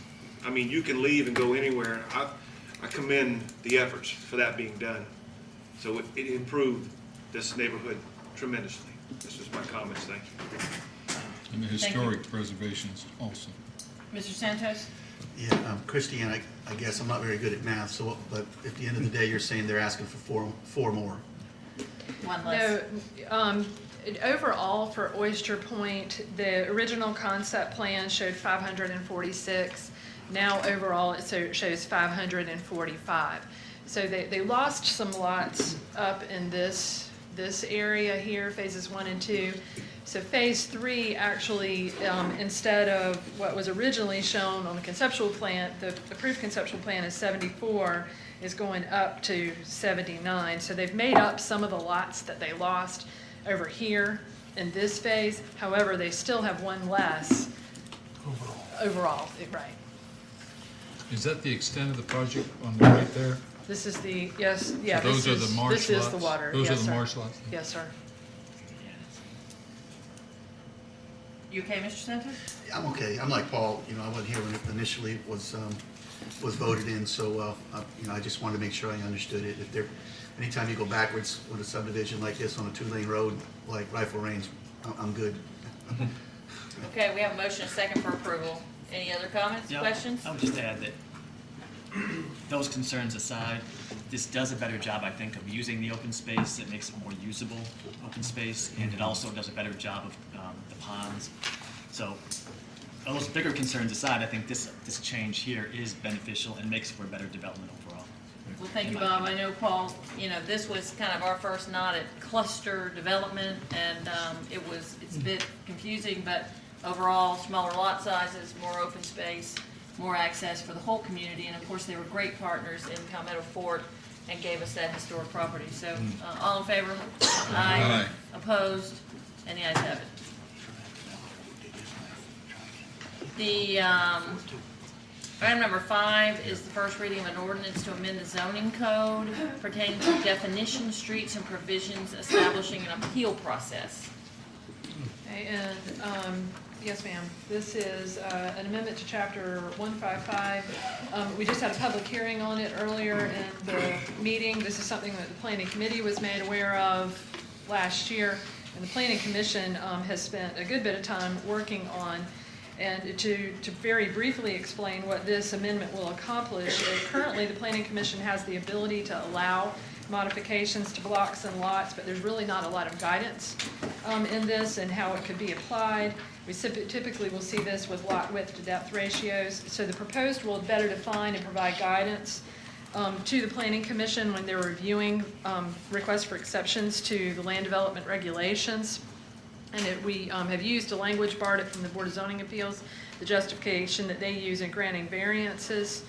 The second thing that this does is where the street section of the land development regulations does not allow for any means to request relief from the standards, the proposed will give the opportunity for an applicant to at least will not allow an applicant to come to the Planning Commission to ask for any modifications to the construction standards like pavement width and, pavement depth and those sorts of things. And it will allow, in both cases, for the Planning Commission, if they grant any exceptions, to actually place conditions on the developer with their approval. This was reviewed by the Planning Commission as well as the Planning Committee, both who have unanimously recommended approval. Move for first reading. Second. I have a motion and a second for first reading. Any questions, comments, concerns? All in favor? Aye. Opposed? And the ayes have it. First reading ordinance number 16038, an ordinance to amend zoning code section 155.004, 155.047, and 155.048 of chapter 155 of the Town of Mount Pleasant Code of Ordinances pertaining to certain definitions, streets, and provisions establishing an appeal process. Thank you. Item number 6 is also an amending of the zoning code. This is pertaining to definitions of certain signage and certain exempt signs. Yes. We brought this in front of Town Council a month or so ago that we did not have a clear definition for interpretive signs. And what this does is provides that definition and also provides for an exemption, very similar to what we allow for our historical markers for interpretive signs, and it's been recommended for approval by the Planning Commission as well as the Planning Move Committee. for first reading. Second. I have a motion and a second for first reading. Questions? Comments? All in favor? Aye. And the ayes have it. First reading ordinance number 16039, an ordinance to amend zoning code section 156.151 and 156.157 of chapter 156 of the Town of Mount Pleasant Code of Ordinances pertaining to definitions of certain signage and certain exempt signs. Thank you. Item number 7 is consideration of amending or creating new ordinances concerning building height, accessory dwelling units, and short-term rentals. And it's fairly complicated. So before we got into it, I wanted to just make a few comments. Gary, first I wanted, yes, sir. Mr. Clerk? This may have some good detailed discussion. I was just going to ask, can we have a 3-minute break, please? Absolutely. Thank you. We've had several warnings. I don't want to miss anything. Thank you. Oh, yeah. Yeah. Thank you. I didn't know if actual salary. I think there was a comment I wasn't in that. Kevin, how are you? Good to see you. That must be one of the easiest, quickest,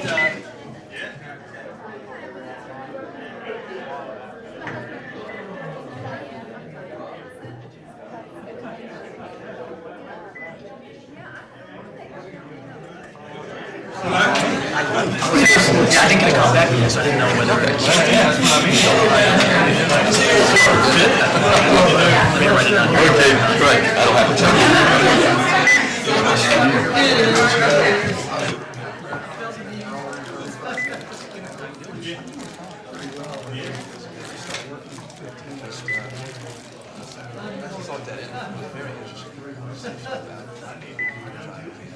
Chief. Yes. How you doing? Yeah, great. How about yourself? Good, good. Better than I deserve. Me too. Me too. Yes. That's my current, my last one, right? Was turned off. So, all right. Yeah. Well, I was gonna say that.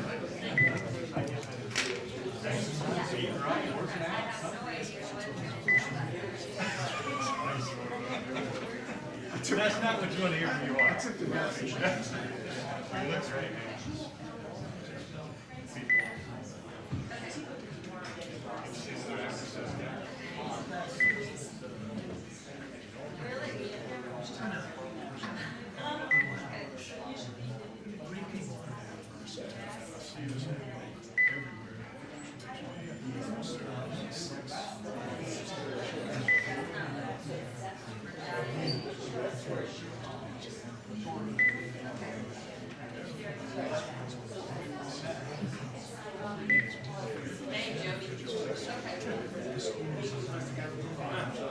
It does. You guys get the good stuff up front. You don't get any of this? We get, I think y'all get the little top shelf stuff. Take turns bringing in my burritos. Should. Just the two chiefs that, Oh, cause all the disruption. I can always put this.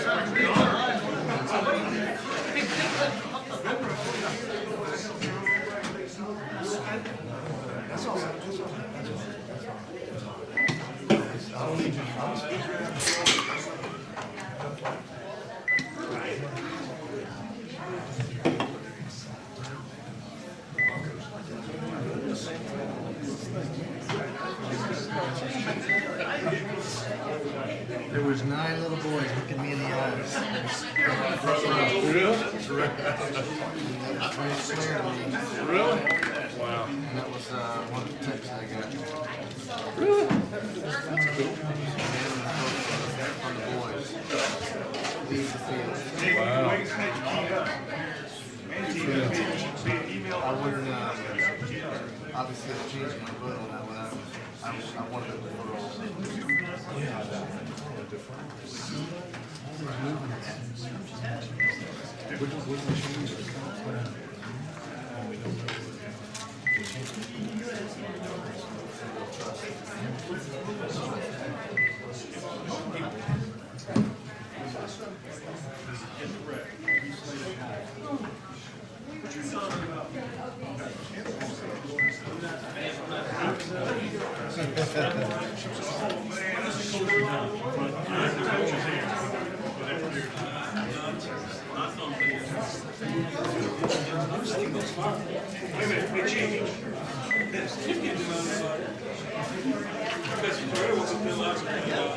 No, the quarterback.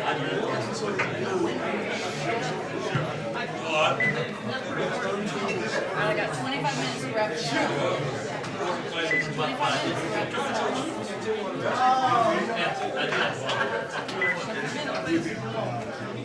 25 minutes. 25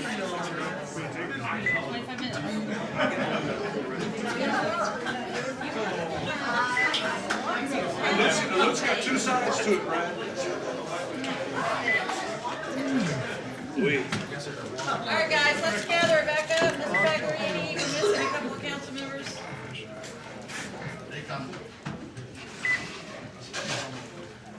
Missing a council member. Joe, There he comes. hey Joe, the inside out. Upside down, man. Where's your chin? Oh, no. I don't know. Anyway, item number 7, again, is the consideration of amending and creating new ordinances concerning building height, accessory dwelling units, and short-term rentals. And before we got into it, Gary, first I just wanted to thank you. I want to thank you for continuing to bring these issues forward, and I'm really going to reach out here and ask for support. Let's get this settled. And I also want to thank you, Joe. Joe, you and Bob have done a great job since you've been here to be thoughtful about understanding process and reviewing issues. And I very much, like you, have to sometimes go back and review and understand how we got somewhere. And so just thank you. While I'm at thank yous, I want to talk not only about building heights, accessory dwelling units, short-term rentals, and Joe's issues, which are items 2, 3, and 4 under planning, which is the impact fee analysis, when we collect those impact fees, and the issue of multi-generational housing in communities. And I also heard from, and I know y'all did as well, many residents who have great concerns regarding Ben Sawyer Boulevard and the ultimate zoning of Ben Sawyer Boulevard. And Bob and I had a wonderful meeting this week with an issue that's going to be affecting the corridor as well, because we had our first meeting with Mike Bennett, who, as I will give the report tonight, has signed the lease with Patriots Point Development Authority, ultimately to develop 60 acres of property at the base of the bridge.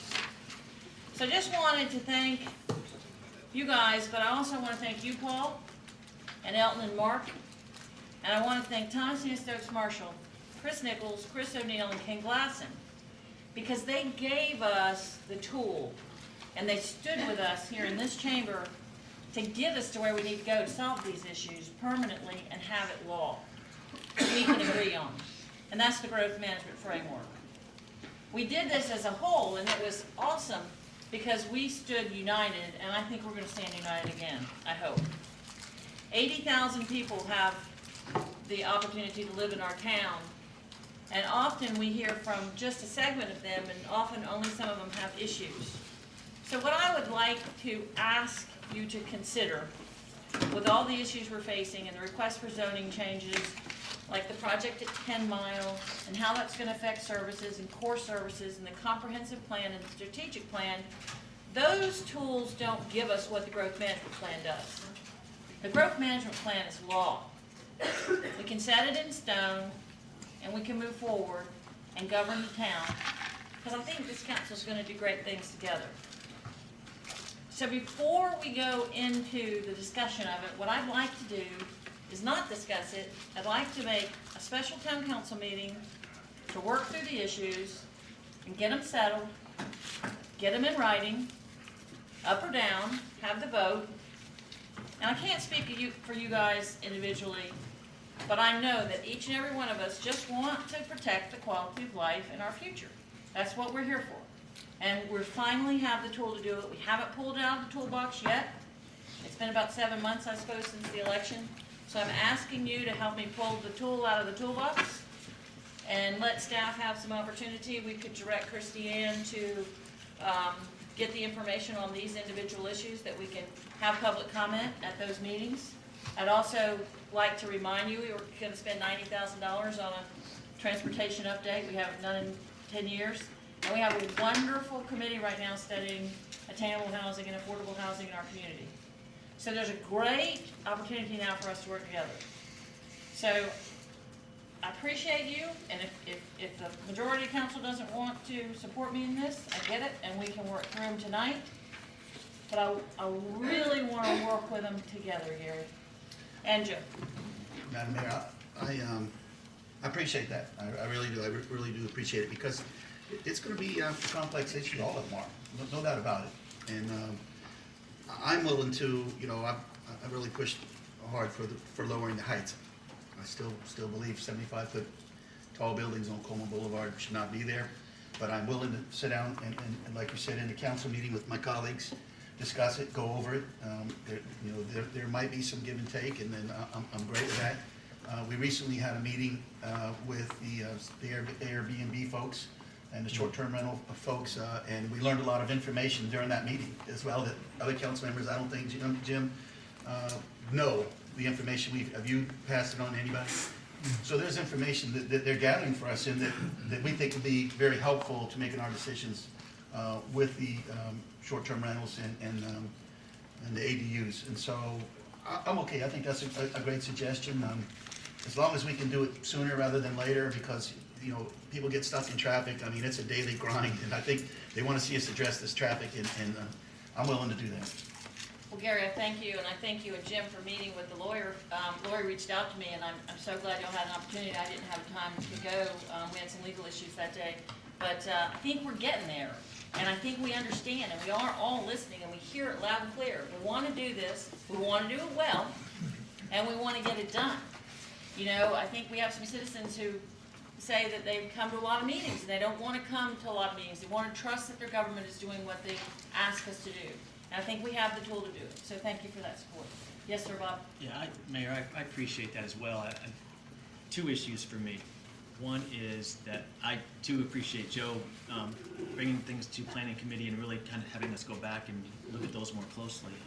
I needed that personally, and I think it's good for us to review. The information that I received this week regarding the Patriots Point development, for me, is going to be a game changer. And it really is a game changer, and it's probably going to force me to adjust maybe a different perspective on the Coleman Boulevard corridor, just because of what's proposed. And I would love for the whole council to have that information before we have this conversation, because I think it's going to be substantial for the town. So I think it's really important information. I think to the good. I think it will benefit Coleman Boulevard, quite frankly, from where we are today. So I would love for all of us as a group to sit and have the same information, to have that conversation. I think the outcome will be better. And secondly, I would love an opportunity for us to have more public input than we would have tonight. I think if we publicize a special meeting and with specific agenda items, I think we have a better turnout and maybe get much more useful feedback than from folks who maybe didn't know that conversation was going to take place on all these things. So I like the idea of a meeting that's focused specifically on those issues. Thank you, I appreciate that. Anyone else? Mr. Bustos? Yeah, and I think, you know, with Gary, with the height issues, yeah, there's gonna be a lot of discussion. With Patriots Point, there'll be a lot of discussion.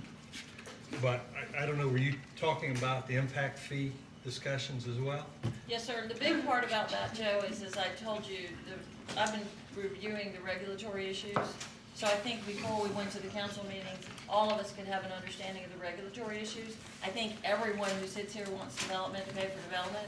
I think everyone that sits in the community wants development to pay for development. So yes, I'd like to include the conversational impact fees in the special council meeting and put it under the growth management plan, which is our tool. Well, and I appreciate you saying that, but impact fees are not a growth development tool. Impact fees are what the town charges for the services that are provided and to mitigate the effect of growth on the town, of which there has been a lot. You know, we discussed this in the planning committee, and the mere fact that developers only pay 48% and that 52% of the impact of growth is left to the taxpayer is something that doesn't need to be, yeah, I mean, that's not a hard decision. If it is, we're either gonna direct staff to do the analysis and come back and you know, to have for the general services impact fees, the basis to be in 1988 just begs the question, why isn't that updated? And what we're going to do tonight is ask the staff to update it, to do the very thing that you're talking about and bring it back to us. Number 3, the collection point, that's just a decision, whether it's collected at time the permit's pulled or at the time the CO is issued. And it was changed from permit pulling time to CO in order to give a little boost to the development community. Well, I mean, that doesn't need a whole, you know, a lot of discussion. And, you know, the multi-generational housing in communities, I agree. That's one that's going to have a lot of moving parts. I'd be glad to take that back, go to another meeting. But the other two, to ask staff to study impact fees and to move the point of collection for impact fees, I think is just, you know, that's pretty cut and dry. Joe, I can 100% support you on the moving of impact fees. You're right, that's a black and white issue. I would ask that perhaps in setting the special meeting, instead of us making a decision just to vote on that tonight without all of the data, could we perhaps have staff have prepared the information so that we understand it? It's not that I can tell you, and I told you the story, I mean, I'm the mayor that raised taxes for the first time in 20 years and looked at every fee, and I think we've doubled most of them. I don't have a problem with development paying for development. I don't have the statutory information. I will be voting against you tonight because I don't have the statutory information to Well, make a good decision. I think, and here again, I'm not saying that we need to go from 48% to 80, 85, 90%, or even 100%. This, what we're going to discuss, or what I'd like to discuss, is to make certain everyone understands, we're asking 48% now, and that the taxpayer is being asked to pay 52% of the impact, to mitigate the impact of growth. And you're right, there are some, because one, on the general services impact fees, it goes back to 1988. We need to update that, and that's what we're asking staff to do, is to go back so that it's based on something closer to 2016 than 1988. The other, transportation impact fees, absolutely, we're in the throes of getting ready to do that, and I would, and I know what assumptions do, but I would assume staff would come back and say, listen, let us finish the transportation study, and then we'll give you a better view of what the impact itself should cost. And that's what we're going to be asked for tonight, Well, I agree, I'm asking for the same thing, I'm just asking that we make the decision on moving forward after we get the data at the special council meeting. That's the only thing I was asking for. But we can certainly split it out. I mean, Yeah, it's not a problem. To me, I think it's pretty easy. I see no sense to keep moving it down the road. I'm trying to get it solved. I'm trying to get it solved together cohesively as a team. Well, That's all. I appreciate, I really do, your effort to try to have everything unanimous. And all I would say is, if you want it to be unanimous, vote with me tonight. Thank you very much. Mr. Owens? Yeah, thank you, Mayor Page.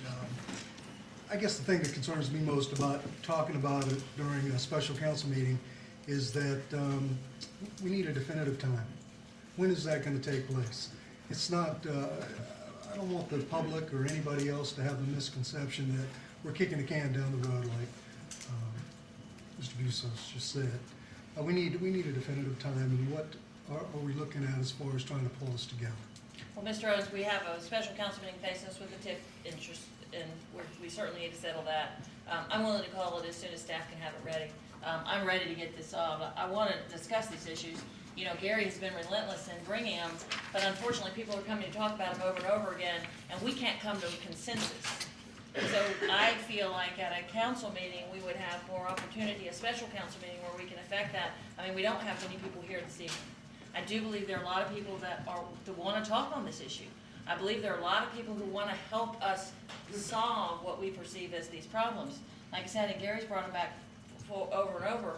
And I know Bob and Joe may have some other issues that they want to talk. And, you know, like I said, I did hear from lots of people who live on the Ben Sawyer Boulevard that they want to kind of have a final idea of, you know, is it in the overlay district, not in the overlay district, and what are the heights? I'm just trying to ask to put it to bed as a package. I would assume, Christine, you have a lot coming at you. Eric, I would assume it would take a month, 3 weeks minimum to have a meeting. But within 3 to 4 weeks, we can call a meeting and we can vote on these issues, up or down, put them in the growth management framework. And I think that's what I keep hearing. Will wrote an excellent piece on it. He talked about, you know, how are we using this tool? We're not, but we have it, and we need to use it, and we need to use it together. And we need to pull it out as often as we need it and adjust it so that, you know, it gives us the teeth to make these decisions. That's all I'm asking for. So I would make it in the form of the motion that we take these items. You know, I'll be glad to vote up and down on Joe's. If Joe doesn't want to include his, he put them on the agenda. Mr. Smith? Madam Mayor, could you, on your motion that you're making, could you specify which items are included in that motion, please? Yes, I would put in my motion that we move to a special council meeting the items that Gary has put on the agenda tonight, which are the Coleman Ben Sawyer building height, accessory dwelling units, and short-term rentals. Which are all three. It appears that Mr. Bustos would prefer to keep his, except for multi-generational housing in the community, on the agenda for a vote tonight. So I would add multi-generational housing in the special council meeting. That's a motion. Well, we don't have a second. May I ask a question about your motion, if I'm thinking about second? Does your motion include a timetable for that special meeting? As I stated, 3 to 4 weeks, as soon as staff and our schedules would accommodate that. 3 to 4 weeks. I'll second. Thank you, I have a second. Mr. Smith? Madam Mayor and Councilman Bustos, I'm seeking clarification because I'm hearing you both say the same thing, and I'm seeking clarification. I understood Councilman Bustos to say that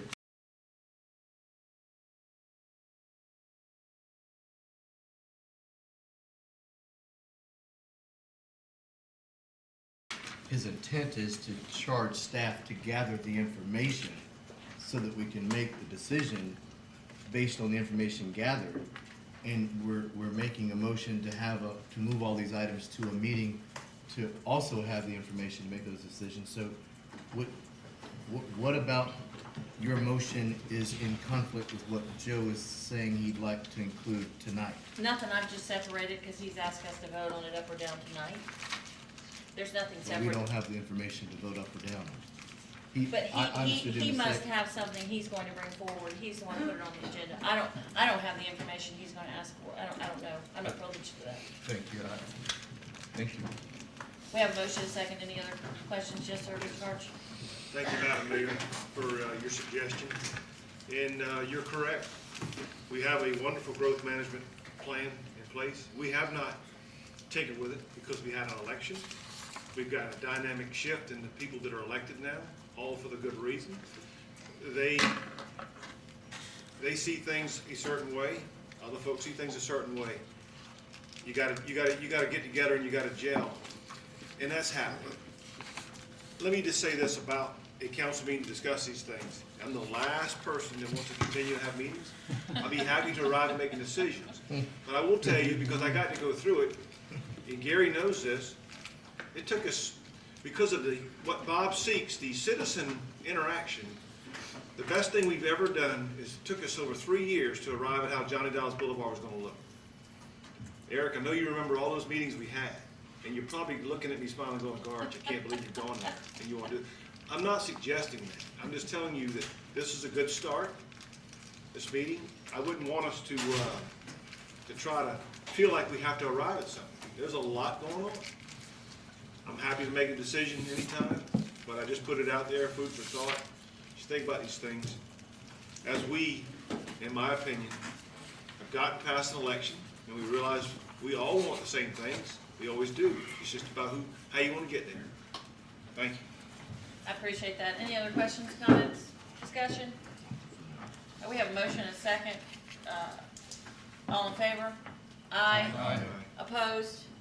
And the ayes have it. Thank you very much, fellas. Appreciate that. Moving on to old business. Item number 1 is final. Did you have? Oh, we had speakers. I do apologize. They've just reminded me. I apologize. Pam Ireland? Should I be speaking on what you just put off to? Well, you signed up to speak on whatever issue you signed up to speak on. You're very welcome to speak. Or you're welcome to speak on anything for 2 minutes to address this council.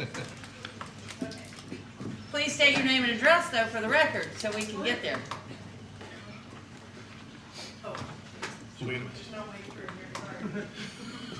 Can't get there from here, right? Exactly. Pam Ireland, 820 Fiddler's Point Lane. I was planning on speaking on the building height issue, which you're now putting off to the special council meeting. But I just wanted to say that I think I was at the Planning Commission meeting when the general consensus was that there would be no changes until Crab was looked at as a whole. And I just wanted to say that We don't know when that's going to take place. Now, maybe this will all take place when you're going to have your special council meeting, but what I'm concerned about is that if this keeps getting kicked down the road and the heights are not reduced, that you're going to be faced with plans for redevelopment of one of those shopping centers, and it will be too late to make the changes. So I would just encourage you not to let that happen. The other thing is, I think Crab was very well intentioned, but 20/20 hindsight is a great thing, and I think we've all learned a lot about what Coleman Boulevard really is as opposed to what people might have envisioned it. I also live in Harbor Watch, which is right down near the Ravenel Bridge, and I'm going to be very affected by Bridgeside and the Patriots Point development. I can barely get out of Wingo Way to get on to Mathis Ferry or to get on the bridge. So I'm very concerned just about generally more urbanization. So I'm encouraged by the fact that you're going to put all these issues together and talk about them in a comprehensive way, but just be careful to get things decided before it's too late. Thank you. Thank you, Ms. Arlen. Madam Mayor? Yes. Can I ask, David, I'm going to ask you something. Is it possible for us to do a pending ordinance doctrine so that we can kind of freeze things, like she said, until we have an opportunity to discuss this in public? I don't want to see any developers rushing in either to take advantage of 75-foot buildings, but is it possible we can do that? You can, we need a pending ordinance. I'm not sure if you're asking me at this moment or when it's discussed. Council would have to task staff with preparing an ordinance to be voted on and then vote. Okay. I mean, I'm willing to do that if we can, just so that I think it would make the audience, the citizens feel a little bit better to know that nothing can happen until after we have this meeting. I mean, I agree with what Ms. Ireland said. We couldn't vote on it. It would have to be prepared. The ordinance would have to be prepared, so we could vote on it next month. But everyone knows the process. I mean, you have to have first reading, final reading. We could be protected between first and final reading if it was a pending ordinance. So even if we had it as late as next month, we would be So we could direct tonight for that ordinance to be prepared. Yes. Give us general guidelines, yes, sir, we can do that. Now you say an ordinance, could be a series of ordinances, depending on what's involved. Right. Okay. Let's let our citizens think. Yeah, I'll be thinking about it. Ms. Bixler?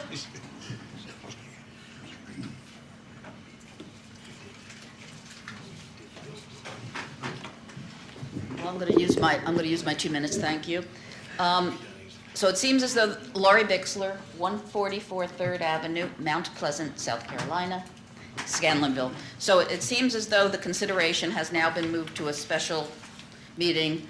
I kind of just, your special meeting, I'd like it to go on record that I will be out of the country from June 19th to June 29th. Per request, I would like you not to hold the special meeting then, because I would feel terrible if I wasn't there, considering that you have worn me out for a year with all these meetings and I need to be there.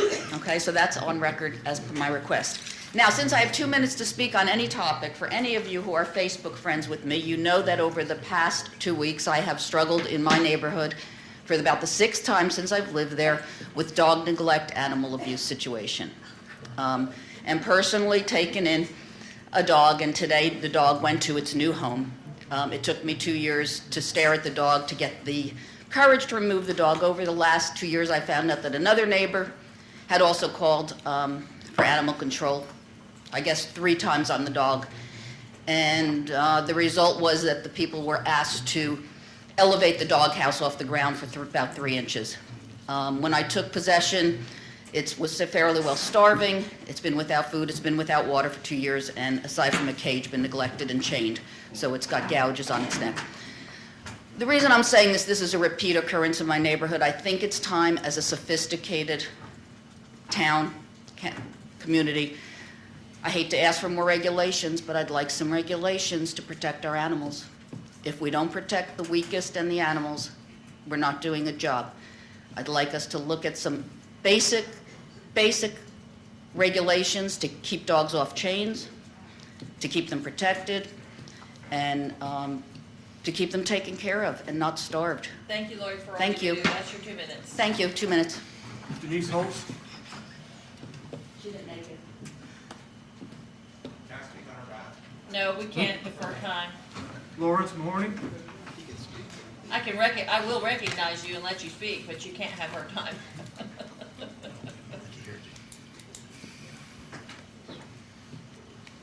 Welcome. Hi, I'm Lawrence Mahorny. I live at 749 McCants Drive. Just like to thank Mr. Santos and the people that are considering height restrictions on Coleman Boulevard. This would have a severely negative impact on the residents nearby. I also like to thank the members of Town Council who are in favor of slowing down development at least long enough to study the impact of these proposals. It just doesn't make sense to allow so much unrestrained growth, such a short period of time, absolutely no foresight to the future. Thanks again. I'd like to make more comments at the meeting where you address these issues. Thank you. Thank you very All much. will be welcome. Jimmy Bagwell? Mr. Bagwell, welcome.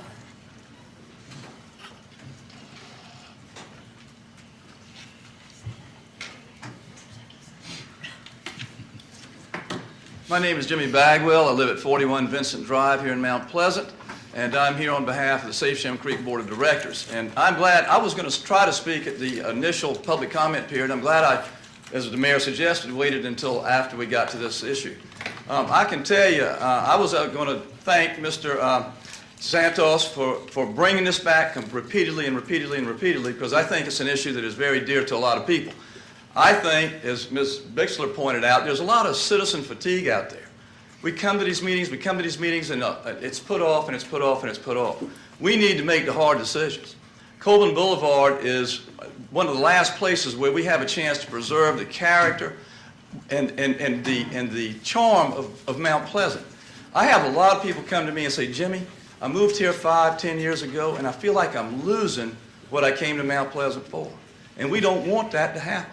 We still have an opportunity to do that. I applaud the mayor for suggesting this meeting and bringing this to the forefront and getting these decisions made, because we need to make them. And I think property owners need to know. They don't need to be sitting out there wondering what's going to happen to their property and how it's going to be zoned. We need to make the decisions and stick by them. Let's don't change them when the wind blows in a certain direction. So I applaud the move, Madam Mayor. I think it's a great thing to get together and discuss that. I had several people call me tonight before this meeting and said, Jimmy, are they going to vote on building heights tonight? And I said, well, I really don't know. It's just a discussion from what I can see. I called Mr. Santos before the meeting to ask him if he intended to ask for a vote, and he said he did. There would be a lot more people in this building tonight, and they would have waited on this issue if they thought there was going to be a definitive vote on that issue here tonight. So please, let's go to the meeting. Let's get all the facts and figures together. Let's gauge the public sentiment, which I think is very much in favor of lowering building heights on Coleman Boulevard. I agree that the area around the bridge is an area where we can stand a little height, but we don't want 75 to 80-foot buildings on Coleman Boulevard. It's just not where they belong. Thank you, Mr. Bagwell. Thank you very much. Matt Doscos? Sorry if we butchered. Sir, I will give you a moment to speak if you'd like to, sir. Hi there, Matt Doskotch, 36 Moultrie Street, Charleston, South Carolina. As a Charlestonian, I'd still humbly ask you all to just hear me speak on the short-term rental issue. I've had the opportunity over the past couple years now to speak with over 600 citizens, mostly downtown, but all over downtown. And, we're a lot closer together than a lot of the houses out here, so I think some of the information is relevant, and I've also looked at what other cities are doing around the country and around the world. So I just want to remind everybody that, historically, owner-occupied short-term rentals, it's the oldest form of accommodations in the world. And in Charleston. Charleston in 1790, there were 29 boarding houses. It was the #1 occupation for women. As you can imagine, your husband dies or gets sick. How are you going to earn some income? And there was one hotel. Okay, so the hotels are pretty recent, and regulations that really prohibit homeowners from earning extra income from their house on a flexible term basis it serves the hotels and it doesn't serve our citizens. And I know there are some concerns about noise and partying, certainly downtown. And I just want to remind everybody, I want to ask you this, if somebody gave you the choice to have, you could say yay or nay, to have college students living next door to you. Okay, downtown is a little more relevant, but I think a lot of people would say no, if you had the choice. But we can't do that because that's the very definition of discrimination. Preemptively prohibiting an activity without giving people the chance to operate and to prove that they're a bad idea for the neighborhood rather than, So that's all I really wanted to say. There are several models out there. I know it's a complicated issue. But we need clear, fair, easy to follow, easy to understand regulations so we don't push it underground. And so that people can, people who are widows, who are artists, want to start a small business, take care of a sick family member. There are a lot of reasons people do this, and I think it's vital. We appreciate you taking your time to come over to our side of the river. Thank you, Mayor Page. Madam Mayor, and I want to thank you as well. But there's a lot of other issues other than what you had described. How do we regulate it? How do we collect taxes on it? How do we, manage it? And so there's a host of them. And Lori was kind enough to sit down with us as well. And we really researched it a lot and had a lot of good questions. And we're waiting for information to come back from the attorney from Airbnb. So that's one reason why I'm willing to push this back till we can have that next meeting, because I learned so much in this initial meeting that I had no idea about. So we have a lot of challenges with short-term rentals, but at least we're on the right track. We got the right people involved, and with the mayor wanting now to do this meeting specifically on these issues, we can really get down to it. So I hope you'll come to that as well. If you'll introduce yourself and give us your address, you'll have 2 minutes to address the council. My name is Josh Feldman. I live at 225 4th Avenue, Mount Pleasant, Scanlonville as well. Also small business owners in Mount Pleasant. I know I have 2 minutes to speak, and I'm not going to speak on anything about short-term rentals, and I'm only going to take 15 seconds. But I live in Scanlonville, and I don't know if anybody has been back there recently, but the roads are in horrendous condition. There's potholes. The edges are crumbling. It's probably one of the oldest roads in Mount Pleasant. I don't know who to call about that, who to speak with about when they're potentially resurfacing those streets, but they are horrible. And it feels like we're the 8-ball of Mount Pleasant area, those 5 streets that are back there, they're horrible and they need some attention. So I would ask the town council to please look at that and look at, making that area a better place for everybody. Thank you. I appreciate that. Thank you. If you'll call my office, we can have a further conversation on that issue. Moving into old business, number 1 is final reading of an ordinance providing for an annexation of a piece of property at Joe Glover Road in Phillips. Move for approval. Second. Have a motion and a second. Any questions? All in favor? Aye. Opposed? And the ayes have it. Final reading, ordinance number 16030, an ordinance providing for annexation of approximately 5.564 acre portion of approximately 16.48 acre tract of land located at 2996 Joseph Glover Road in the Phillips community, identified by TMS number 583-0000003, a portion thereof, and depicted as Lot 34A in a plat recorded by the Charleston County RMC office in Book L15, page 53. Item number 2 is the final reading of an ordinance to zone R1, a piece of property at the same piece of Joe Glover and Phillips. Move to approve. Second. Got a motion and a second to approve. Any questions, comments? All in favor? Aye. Opposed? And the ayes have it. Final reading, ordinance number 16031, an ordinance to zone R1 low-density residential district in approximately 5.564 acre portion of an approximately 16.48 acre tract of land located at 2996 Joseph Glover Road in the Phillips community, identified by TMS number 583-0000003, a portion thereof, and depicted as Lot 34A in a plat recorded by the Charleston County RMC office in Book L15, page 53. Item number 3 is the final reading of an annexation on a piece of property at Alex Mills Road. Move to approve. Second. I have a motion and a second for approval. Any questions? All in favor? Aye. Opposed? And the ayes have it. Final reading, ordinance number 16032, an ordinance providing the annexation of approximately 2.82 acre tract of land comprised of 3 parcels located on Alice Smalls Road, identified by TMS numbers 578-0000002, 578-000000341, 578-000000314, and depicted on a plat recorded by the Charleston County RMC office in Book DB, page 170, and Book CC, page 164, respectively. Does that tickle you? Item number 9 on the agenda, the committee reports. Accommodations Tax Advisory Committee. Madam Mayor and Council, accommodations did not meet, but we did have not a groundbreaking, a ribbon cutting at the Spring Hill Suites on McGrath Darby last week, and it is a beautiful hotel that'll bring us a lot of revenue. Thank you. Elton, and it has a most wonderful view of the approach to the bridge. So if you get a chance to have company come into town, tell them you want the bridge view. Bids and Purchases Committee. Madam Mayor, the committee did meet. The committee unanimously approved the recommendation to execute a change order to our existing town hall contractor, McKnight Construction Company Incorporated, in the amount of $467,294.05 for audio-visual equipment, which is within our project, and this will be for our brand-new town hall. I'll make that in a motion, I'm sorry. Second. I was waiting. The motion and the second. All in favor of the changes? Aye. Aye. Opposed? And the ayes have it. ED. Thank you, Madam Mayor. Council member staff presented an update of the recent activities, including participation at the wonderful Dig South Conference for high-tech companies.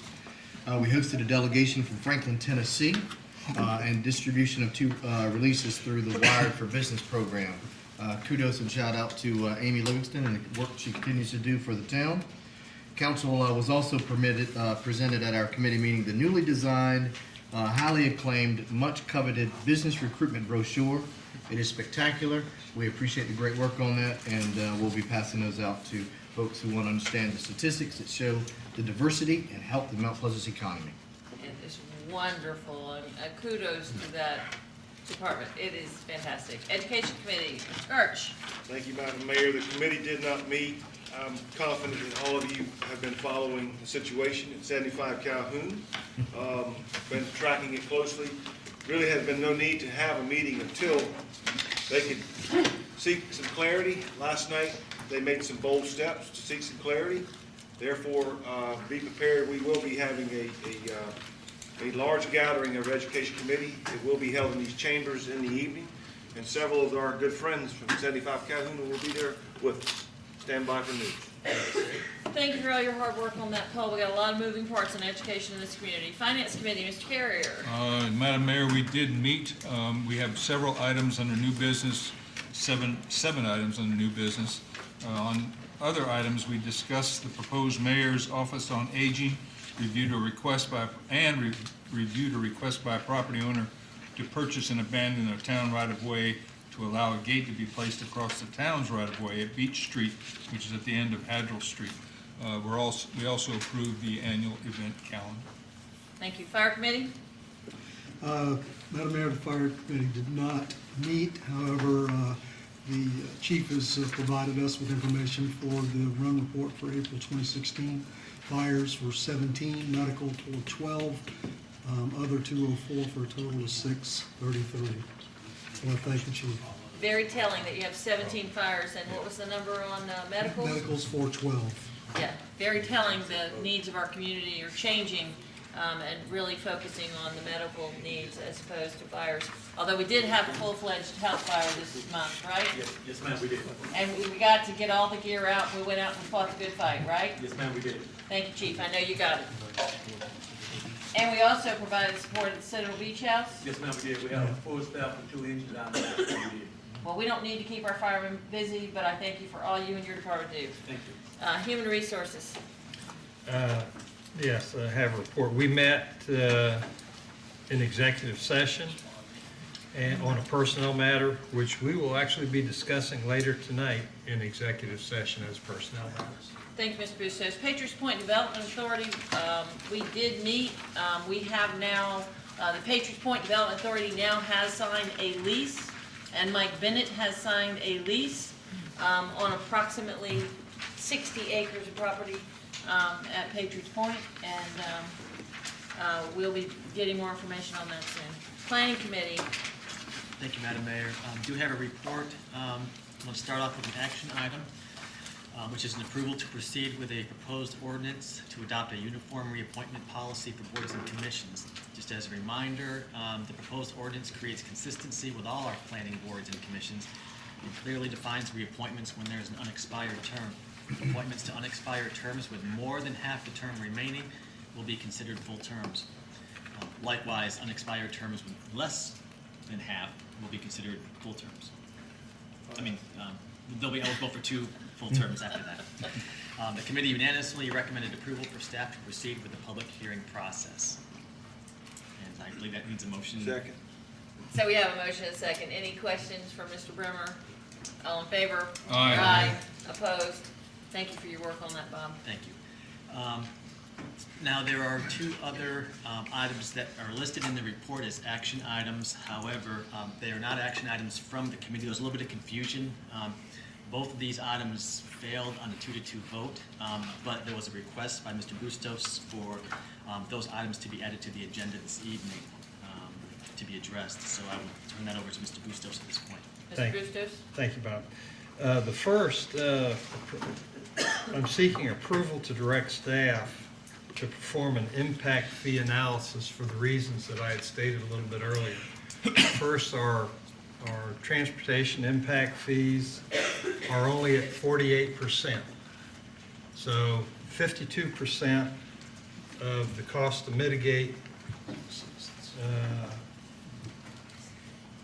the impact of growth is borne by the resident of Mount Pleasant.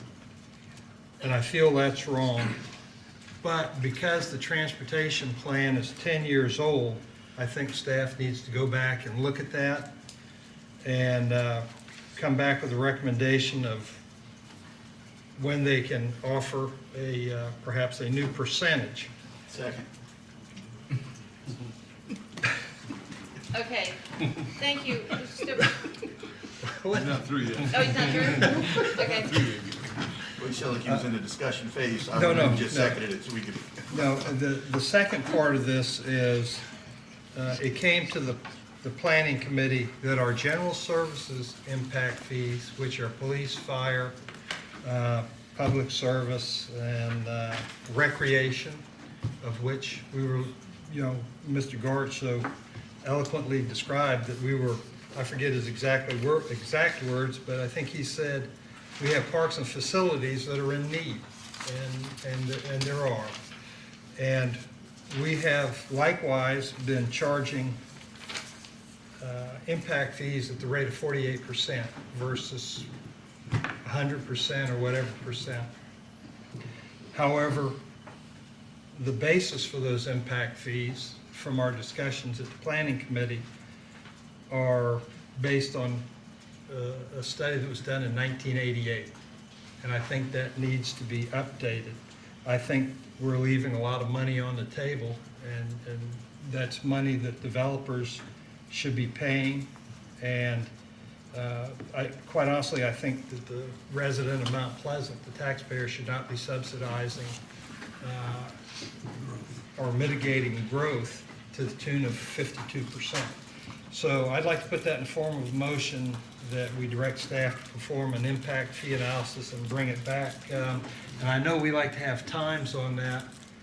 Eric, how long do you think it would take staff to do that? So we give you a plan in 30 days. Okay, The plan will lay out future steps we may need to undertake. okay. To come back within 30 days, perhaps at the next committee meetings, correct? Okay. So that's my motion, for them to bring the impact fee analysis back to us in 30 days. So- Full council. So we have a motion and a second to bring it back to this body next month. I have a question for the parliamentarian.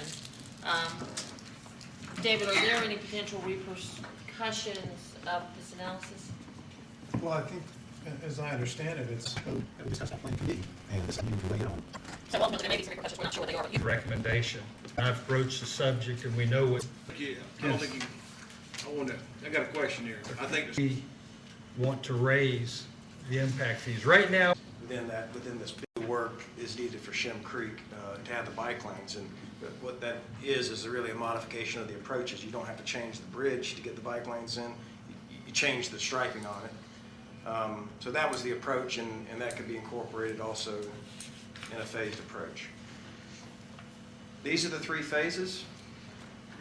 Phase 1 limits Mill Street to Fairmont Avenue. Phase 2 is from Fairmont to Farigo, and then Phase 3, which was a future phase, is Farigo through Chuck Dolly. And in this approach, we would have Phase 2 as be a bid alternate, so we know that we're fairly confident that we have enough money to do that first phase, but we'd like to get a bid from the contractor on Phase 2 or Segment 2. The approach is based upon a cost-feasible approach, meaning based upon the bids that we received, we tried to cost out what each element or what each phase would be. So we believe this is a cost-feasible approach. It achieves the majority of the design elements. These include capacity and access management improvements as well as safety improvements. It retains the existing plan set that we have right now, but the phased approach is based upon the constructability of the project, operational function, and utilities also, where we can break the utilities without revising all of their plans. And one of the most important things is taking the phased approach with the current plan set is we keep our, what we call the CE, the categorical exclusion for the NEPA document that was developed for the project. And we'll talk a little bit about that in a minute. Brad, excuse me 1 second. Let's go back to that last slide. So it says retains existing plan set, but phased based on constructability and operations. When you say existing plan set, is that including the traffic circle? It includes the traffic circle, but that would have to be a future phase. And the only reason we use the existing plan set is that means we don't have to go back through the NEPA process. We don't have money to build for a third phase, for one thing. And with a phased approach, you can say, we'll do phase 1, maybe phase 2. Phase 3 is at a later point in time. If council decides they don't want to do a roundabout, they don't want to do anything, they want to do an intersection improvement, then you modify your plans. But for the sake of moving forward now expeditiously, then this is the approach you should take without having to go back through this process. Now, just for the record, it's a roundabout or traffic circle? It's a roundabout. What's the difference? Well, a modern roundabout's much smaller than a traffic circle. It has different yield conditions. There's a lot of, the speeds are much higher than traffic circle. No, I'm just wondering, because some people call it a traffic circle, some people call it a roundabout. I just want to make sure I've got the right description. It's a modern roundabout. All right. And NEPA is 2 years, 18 months, 24 months.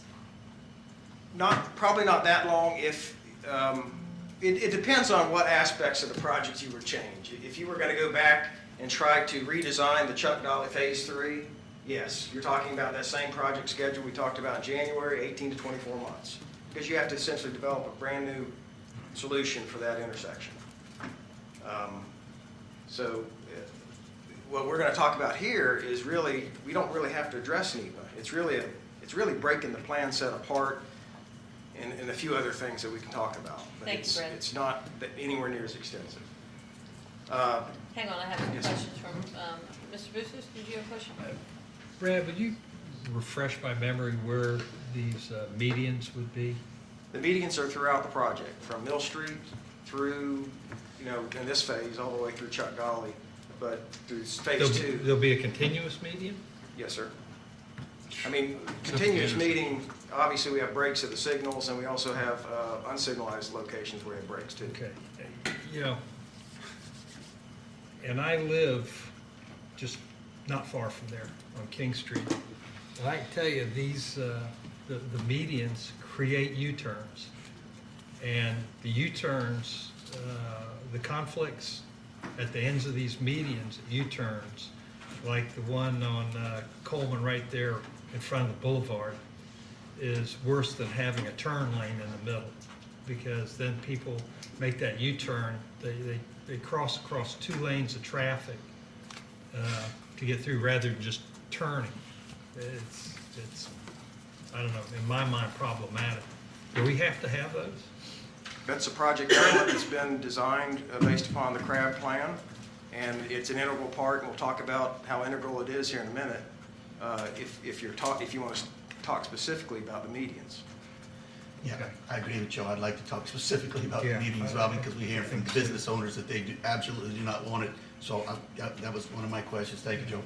Yeah, we can talk about that. Yes, I have Mr. Owens. Thank you, Madam Mayor. Brad, what determined the phase line in Phase 1 from Mill Street to Fairmont? And also time frame to build it, and as well as the funding. The funding's gonna run out, TIF funds are gonna run out 2017. Where does that put us? The phases were, once again, for constructability, so we looked at both, well, obviously Fairmont, we have the existing median section from Fairmont to Fairview. So that's kind of a logical breakpoint. The end term, this has already been determined at Mill Street. So that determined phase 1, as well as looking at waterworks plans for that. Time frame, we'll talk about that here in a minute. As far as us to get through the project process again to rebid, I think it's, I'm going to talk about 8 to 10 months to get back to a bid process. And then you're talking about the same time frame to construct, which we had at 15 months. I only bring that up, I'm just curious as to why. I mean, it was you've got a long stretch. You've got a radius just outside of Mill Street to Coleman Boulevard. It just seemed like, unless there was something prohibiting it, like utilities or what have you, from Simmons Street to Fairmont, or maybe even Simmons Street to Farrago, rather, as part of Phase 2. Phase 1 would include the radius, which is going to be more stringent as far as work goes. I'm wondering what the cost is for Phase 1. Are we, you've got the cost we estimate at $10.03 million based upon the bid. Just the first phase? Correct. Okay. And as far as, you already talked about time frame, so. And once again, this is a cost feasible approach. We're using the money that we have to build as much of the project as we can. In this phase, you achieve about 75% of the project cross-section, well, length really, with the cross-section. We already talked about this in public services. You have significant drainage improvements are achieved. Within the project, the net pre- and post-development runoff it's net zero. So we're right on it. We don't have to do retention because we placed the medians. That's a big part of what we talk about is the impervious area that is now a pervious median. Helps with that drainage analysis. We talk about the enhancement projects, left turn lane. We do achieve a bus stop in front of the school. And we talk about the potential bike lanes as an addition. Could be pulled into the plan, just depends on how much time that would take to do. Question for that. On the bike lane, Brad, they're finishing up the docks on the north side pretty quickly on the Phase 2 Shem Creek Park. And they're coming right up with that ramp right to the sidewalk on the Shem Creek Bridge. And that's going to bring a lot of traffic to that Shem Creek Bridge to get back to the parking deck on the other side. I mean, to me, the bike lanes are just an absolute necessity now with that added walking traffic. Yes, sir, and I concur. It's not a problem for staff to consider that in the design moving forward. I think we need to talk about the funding of that. That portion has not been funded, and we're only talking about the bike lanes. We're not talking about a separate pedestrian facility. And it's really an enhancement to that pedestrian facility, maybe by adding some sort of rail system, which you buffered also with the bike lanes, 4-foot bike lanes, and you really restripe that cross section. So, it's a fairly straightforward project to do. One of the things I'll note is down here is Waterworks has $3.6 million. This gets 3.4 to 3.6. They're still under budget with their relocation plan. And theirs is not just a relocation plan. It is also, they're also doing some upgrades, and this is another consideration. Mr. Haney,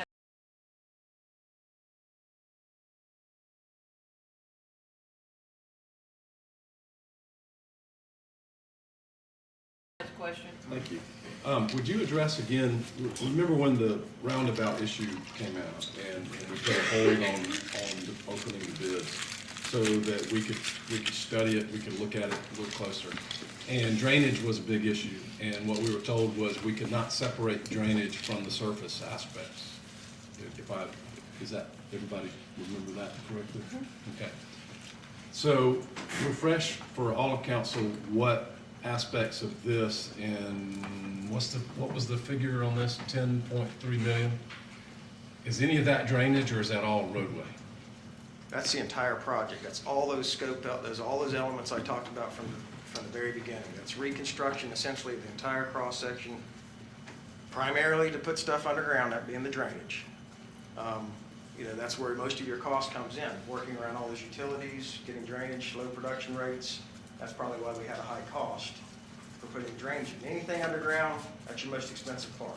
Does this address the outflow on the outfall Yes, sir. places on It Shem? includes those improvements down Simmons to Shem Creek, as well as the water quality devices there, and there's also another one, an outfall on the other side, right through here. Thank you. I think for Mr. Haney, to refresh your memory, what I recall is there were two different outfalls. So obviously phase one is not going to address the outfall on Freelock Drive. Right. But we determined that we can improve the water quality going into Shem Creek by 85% by having two scrubbers. So we were going to remove 85% of the pollutants that are coming off the roadway going into Shem Creek. And we've now identified that Shem Creek is one of the most polluted waterways in the state. So, yeah, you're good question, but that certainly addresses the drainage, and a significant improvement will be achieved through that. So, great point. Let's go on to the next slide. Phase two. Can I just ask one question real quick? I'm sorry. That's all right. Keep interrupting.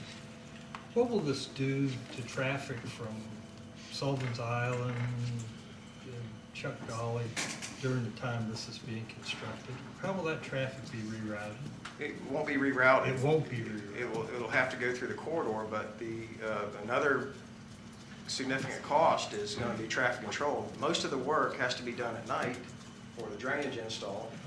But the good thing about the design with a 5-lane section, you can, for blocks at a time, you can relocate the through lanes into the center turn lane. So you're able to keep two lanes in each direction going. So no lane closures during the day. You basically have to do lane shifts. And this is a setup process. You have to kind of move from your outfall back at 7th Street up to your highest point, and that's the way that would work. But the contractor would not be permitted to do lane closures during the day. Okay, thank you. Fairmont. So here's where we talk about a new signalized access, which really serves two purposes, both vehicular at Farigo, and it provides another pedestrian crossing of Shem Creek, of Coleman Boulevard at this point. And that's the safer pedestrian crossings we're talking about here. Additional on-street parking is achieved in front of the Brook Green commercial establishment. We get the bus stop in the other direction, which is in front of the bakery. Existing bike lanes terminate at this location, so this is actually, you terminate the new bike lanes here too, so there's really no change. And they would have to be picked up in some future phase 3. It's a good break point for whatever you do at Chuck Dolly, whether it's going to be a roundabout or a traditional intersection improvement. And at this point, that roadway costs about... Excuse me, just one moment, Brad. Mr. Garch? Thank you. Joe, your point, earlier about people doing U-turns. Brad, tell us a little bit about the new signal at Farigo and Vincent, and how, if people are coming south, for example, and they want to turn around, what is built into the design to allow for U-turns? Well, all the signals, and not just, when I say the adaptive signal system being installed in Coleman, it will be for the entire length, starting wherever I am, at Patriots Point, at the bridge, all the way through at least Farigo. But they all include protected left turn phases because we know that we're going to be at those locations inducing more turns, more left turns. So we'll have 4-section flashing yellow arrow, but portion of that is protected. So you can do the U-turn under a protected move. What I'm referring to, and maybe this is something I looked at a couple years ago, the design was it was going to be bulbed out. Oh, yes, sir, the physical design. So Yes. because you got to do a U-turn, you actually have to move the curb over. In the area, let's go back to one slide up. At the area where there's the bus stop here, that's going to be very easy because there'll be along bus stops. When they make that movement to do a U-turn here, they'll actually use the bus stop area. But at other locations here at Fairmont and any other U-turn location, you have to modify that curb across so you have more turn radius to do the U-turn. So they won't run into the curb. So we've accommodated that. Let's see, still under budget, approximately 11.12 to 11.37 for construction, and utility is right at the utility budget that they currently have, Waterworks has. Phase 3, once again, you just retain the current design for a placeholder. That's all you're doing to minimize that phase 1 and phase 2 and defer any kind of movement on the NEPA document. Mr. Haney has a question for you, Mr. Morrison. Are we continuing to acquire rights-of-way by eminent domain that we may or may not need for a roundabout? Next, yeah. Let's talk about the right of way. I'll get to that section here in a second. This is the current status of right of way. And what you see in green has already been closed.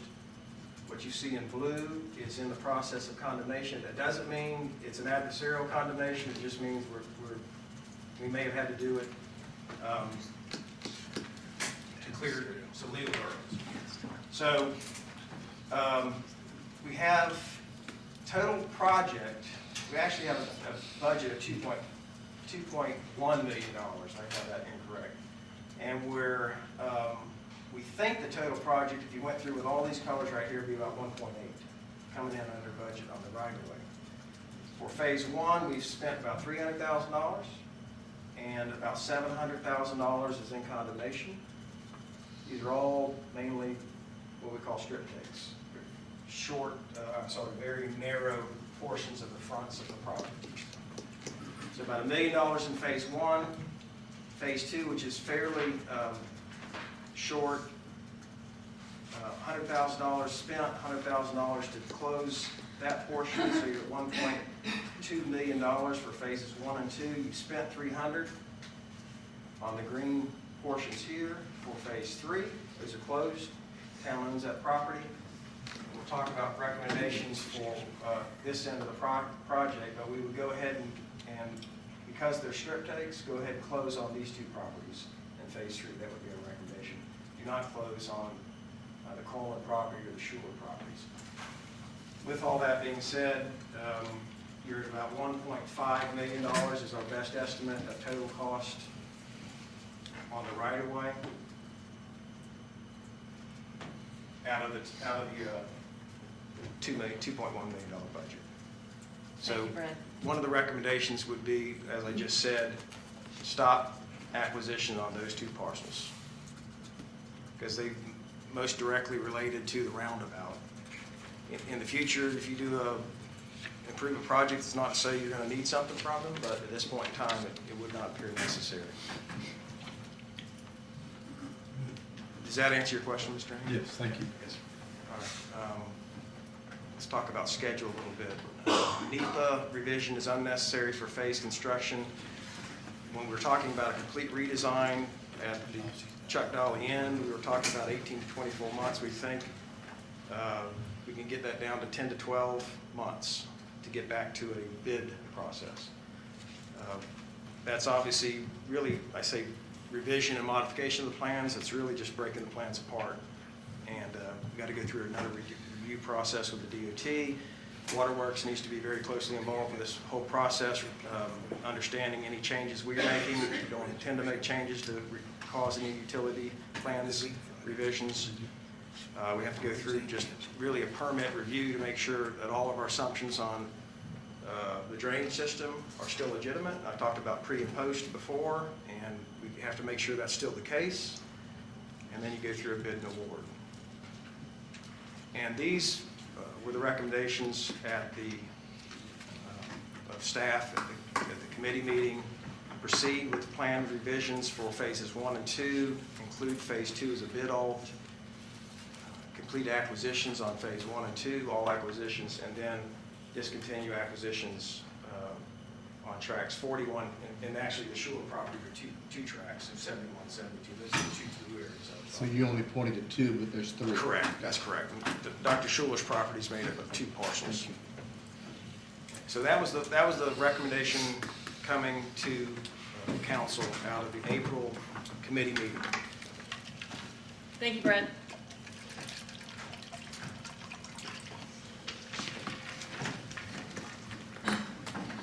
Is that the motion, active motion now? Yes, that's what came out of the committee. We don't have a motion at this point. We're just seeing the presentation. Move for approval of the recommendations? Second. I have a motion and a second for approval. Any other questions of Brad? Mr. Bustos? Again, I don't like all the medians. And the other thing is, just like at Fairmont and Coleman, where there's a protected left turn there, obviously GDC, that entrance to GDC right there about 6 feet from the intersection is going to have to be closed, I would assume. That intersection is not closed. The entrance into GDC is about 6 feet, or the width of the sidewalk from the intersection. And people turn left and then stop going into GDC, which stops all traffic turning left. Also, when people are turning left under the protected arrow, they will pull out and a little to the right so that they can make the U-turn. And when you have traffic turning left out of Fairmont, you wind up almost every day with vehicles nose to nose,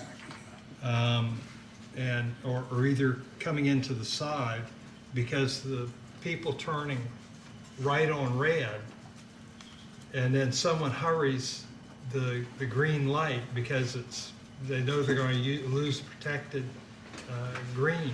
It's problematic right there. Some cars making U-turns drive up into Mike's Bikes in order to get back down onto Coleman. Yeah, we've accommodated that through that design feature I was talking about as a taper in that area. Yeah, but what about the one at Fairmont? Same thing. Is something going to be done with that? Yes, sir. Those places where there are U-turn stations, you taper that curve to accommodate the U-turn movement. And as far as the left turn, that's really no different than, I guess, the condition for GDC is not going to change at all from what it is today. Except you could not take a left into their second entrance up by the school office building. So, Yeah, but what I'm saying is when people make a left on that protected turn and then immediately turn right into their parking lot and there's a car backing up from a parking spot, they stop and it backs up into traffic. yes, sir. I mean, you'd have to close their access to. So is that what from we're the current condition? No, sir. We're not doing that. We're not going to. We were not able to do that. That would have been a pretty significant impact to the business and probably significant cost. But so that is not, all things considered, we'd like to not have that, but it wasn't something we were going to do. I guess what I'm saying is if we're going to fix things, we need to fix things. If we're not going to fix things, okay, I got it. Mr. Garsh, did you have a Thanks. comment? Mr. Santos? I'm just going to go back to my original comment about the raised medians. Talking to business owners, most of the ones that I've spoke to, I think there's only one that's spoke to us so far that said he was really for it, but most of the people that I've spoken to, and Mayor, your own brother gave one of the most passionate speeches I've ever heard given about that as well. I'm not sold on the raised medians. I mean, there's so much traffic on Coleman Boulevard right now. I mean, I work on Coleman, so I'm there all the time. It's crazy, and if they put raised medians there, it's just gonna be, it's gonna really choke Coleman up, I think, and I'm just wondering if there's any other alternatives to raised medians. Well, Gary, I appreciate your comments, and I know your concerns, and actually Tony and I got okay with it and the roundabout, and I think the issue was we couldn't find any data that showed that a customer wouldn't go back to that business. And actually the improvement with the signal for Chris's property is significant and will improve his property accesses because he'll be at a signalized light. The bulb outs make a huge difference for the turning radius, and obviously the question here is, we've talked about the drainage, we've been talking about the road for 10 years, now it's time to vote. So we have a motion and a second. Another question? Yes, ma'am. I apologize for stepping out, folks. Oh, This was addressed, I apologize. If this motion does not pass, then what is the alternative to get the drainage work done? There is no alternative step forward at this time. At this time, right? Well, we can't, it's undergrounding, so, I suppose we could, in our TIP discussion, come up with a project that may be several $1 million without road improvements. So there's no alternative identified at this No, time? there's no alternative. Let me help Mr. Bremer with that. If the overall consensus of folks don't want the medians, but yet they still want the drainage, what is stopping from having the drainage done with the plan that's being presented? Well, there's nothing we can't redesign without the median. We can redesign without the medians, absolutely. So if the rub is the medians, Paul, I don't know what you're asking, No, here's what I'm asking. What did I ask you, Brad? If it's consensus to not do the medians, but keep everything else as it is that considered a redesign? Yes, and it's not an easy Okay. yes. I All right, think it next needs question. more explanation. Next question. Mr. Morrison, we've got this much money, we want to fix the drainage on Coleman, we don't want to do anything else to Coleman except the drainage. What redesigning has to be done into the road? You have to bring it up to standards. So you're going to go through the same process. The drainage up to standard? Yeah, you have to But bring you're the not doing drainage anything up to to the standard. road. You could not change any of the cross-section, but to bring the drainage up to standard, you're going to essentially do the entire process because everything's got to be put underground, everything's got to be torn up, sidewalks, curbs, everything's got to be removed. You're essentially going to do the whole process without potentially placing the median. Right. And the one thing I want to make clear on the median is there's two issues you need to be considered. There's the NEPA design, the NEPA process that you have an approval on, and that you have funding backing the project.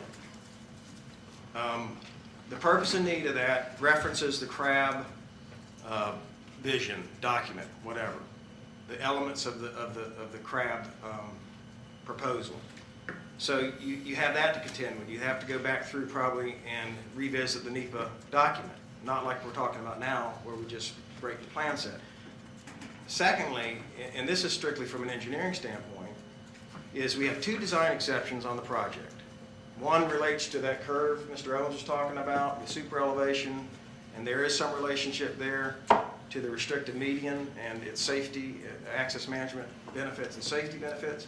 But more importantly, we have 11-foot lane permission on Coleman Boulevard, which is a primary arterial. Normally has to be 12 feet.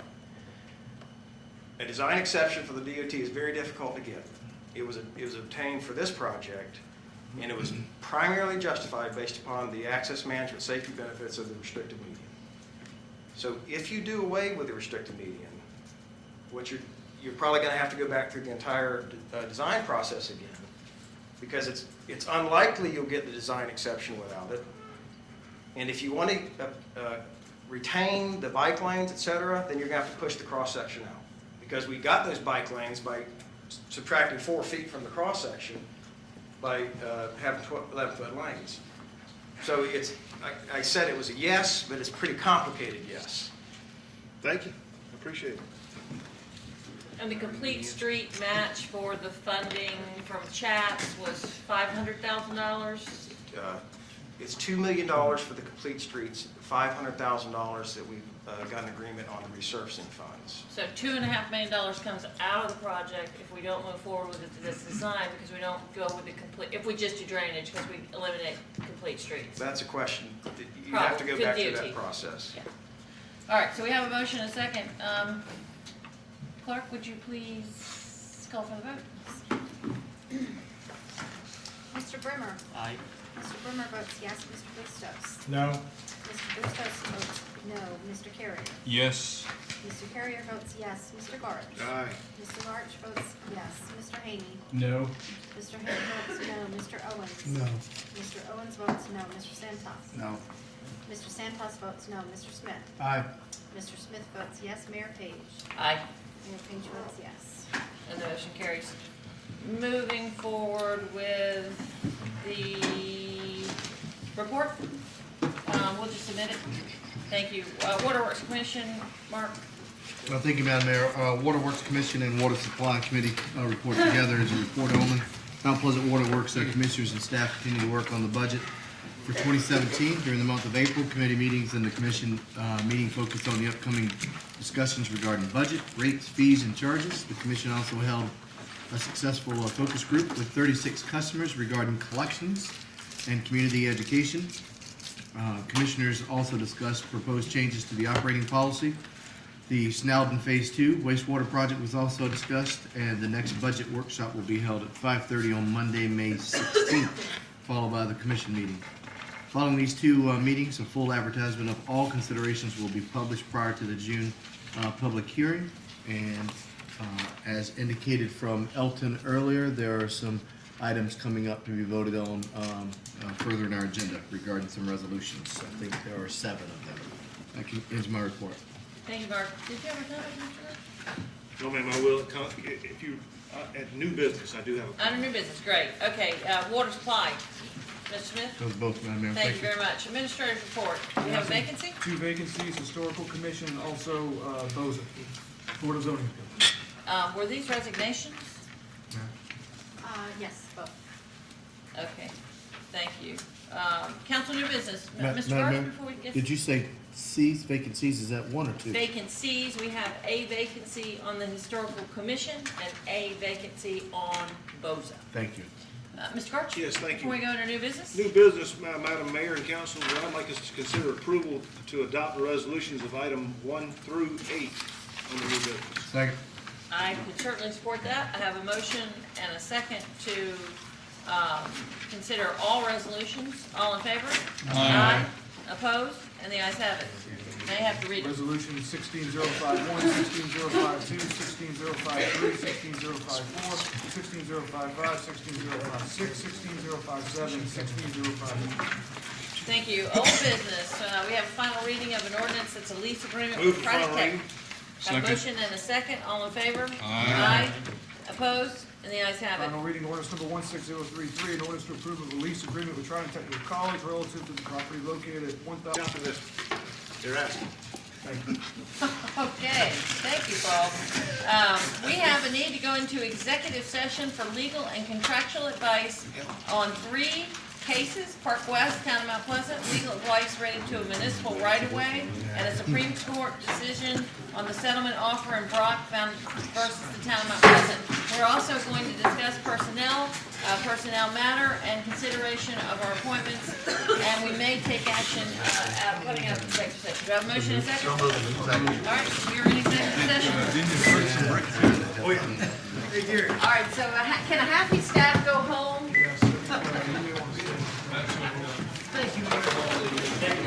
Hey, I'm doing the very best I can with what I have to work with, okay? You know? Thank you very much. Y'all are. Mark, see it.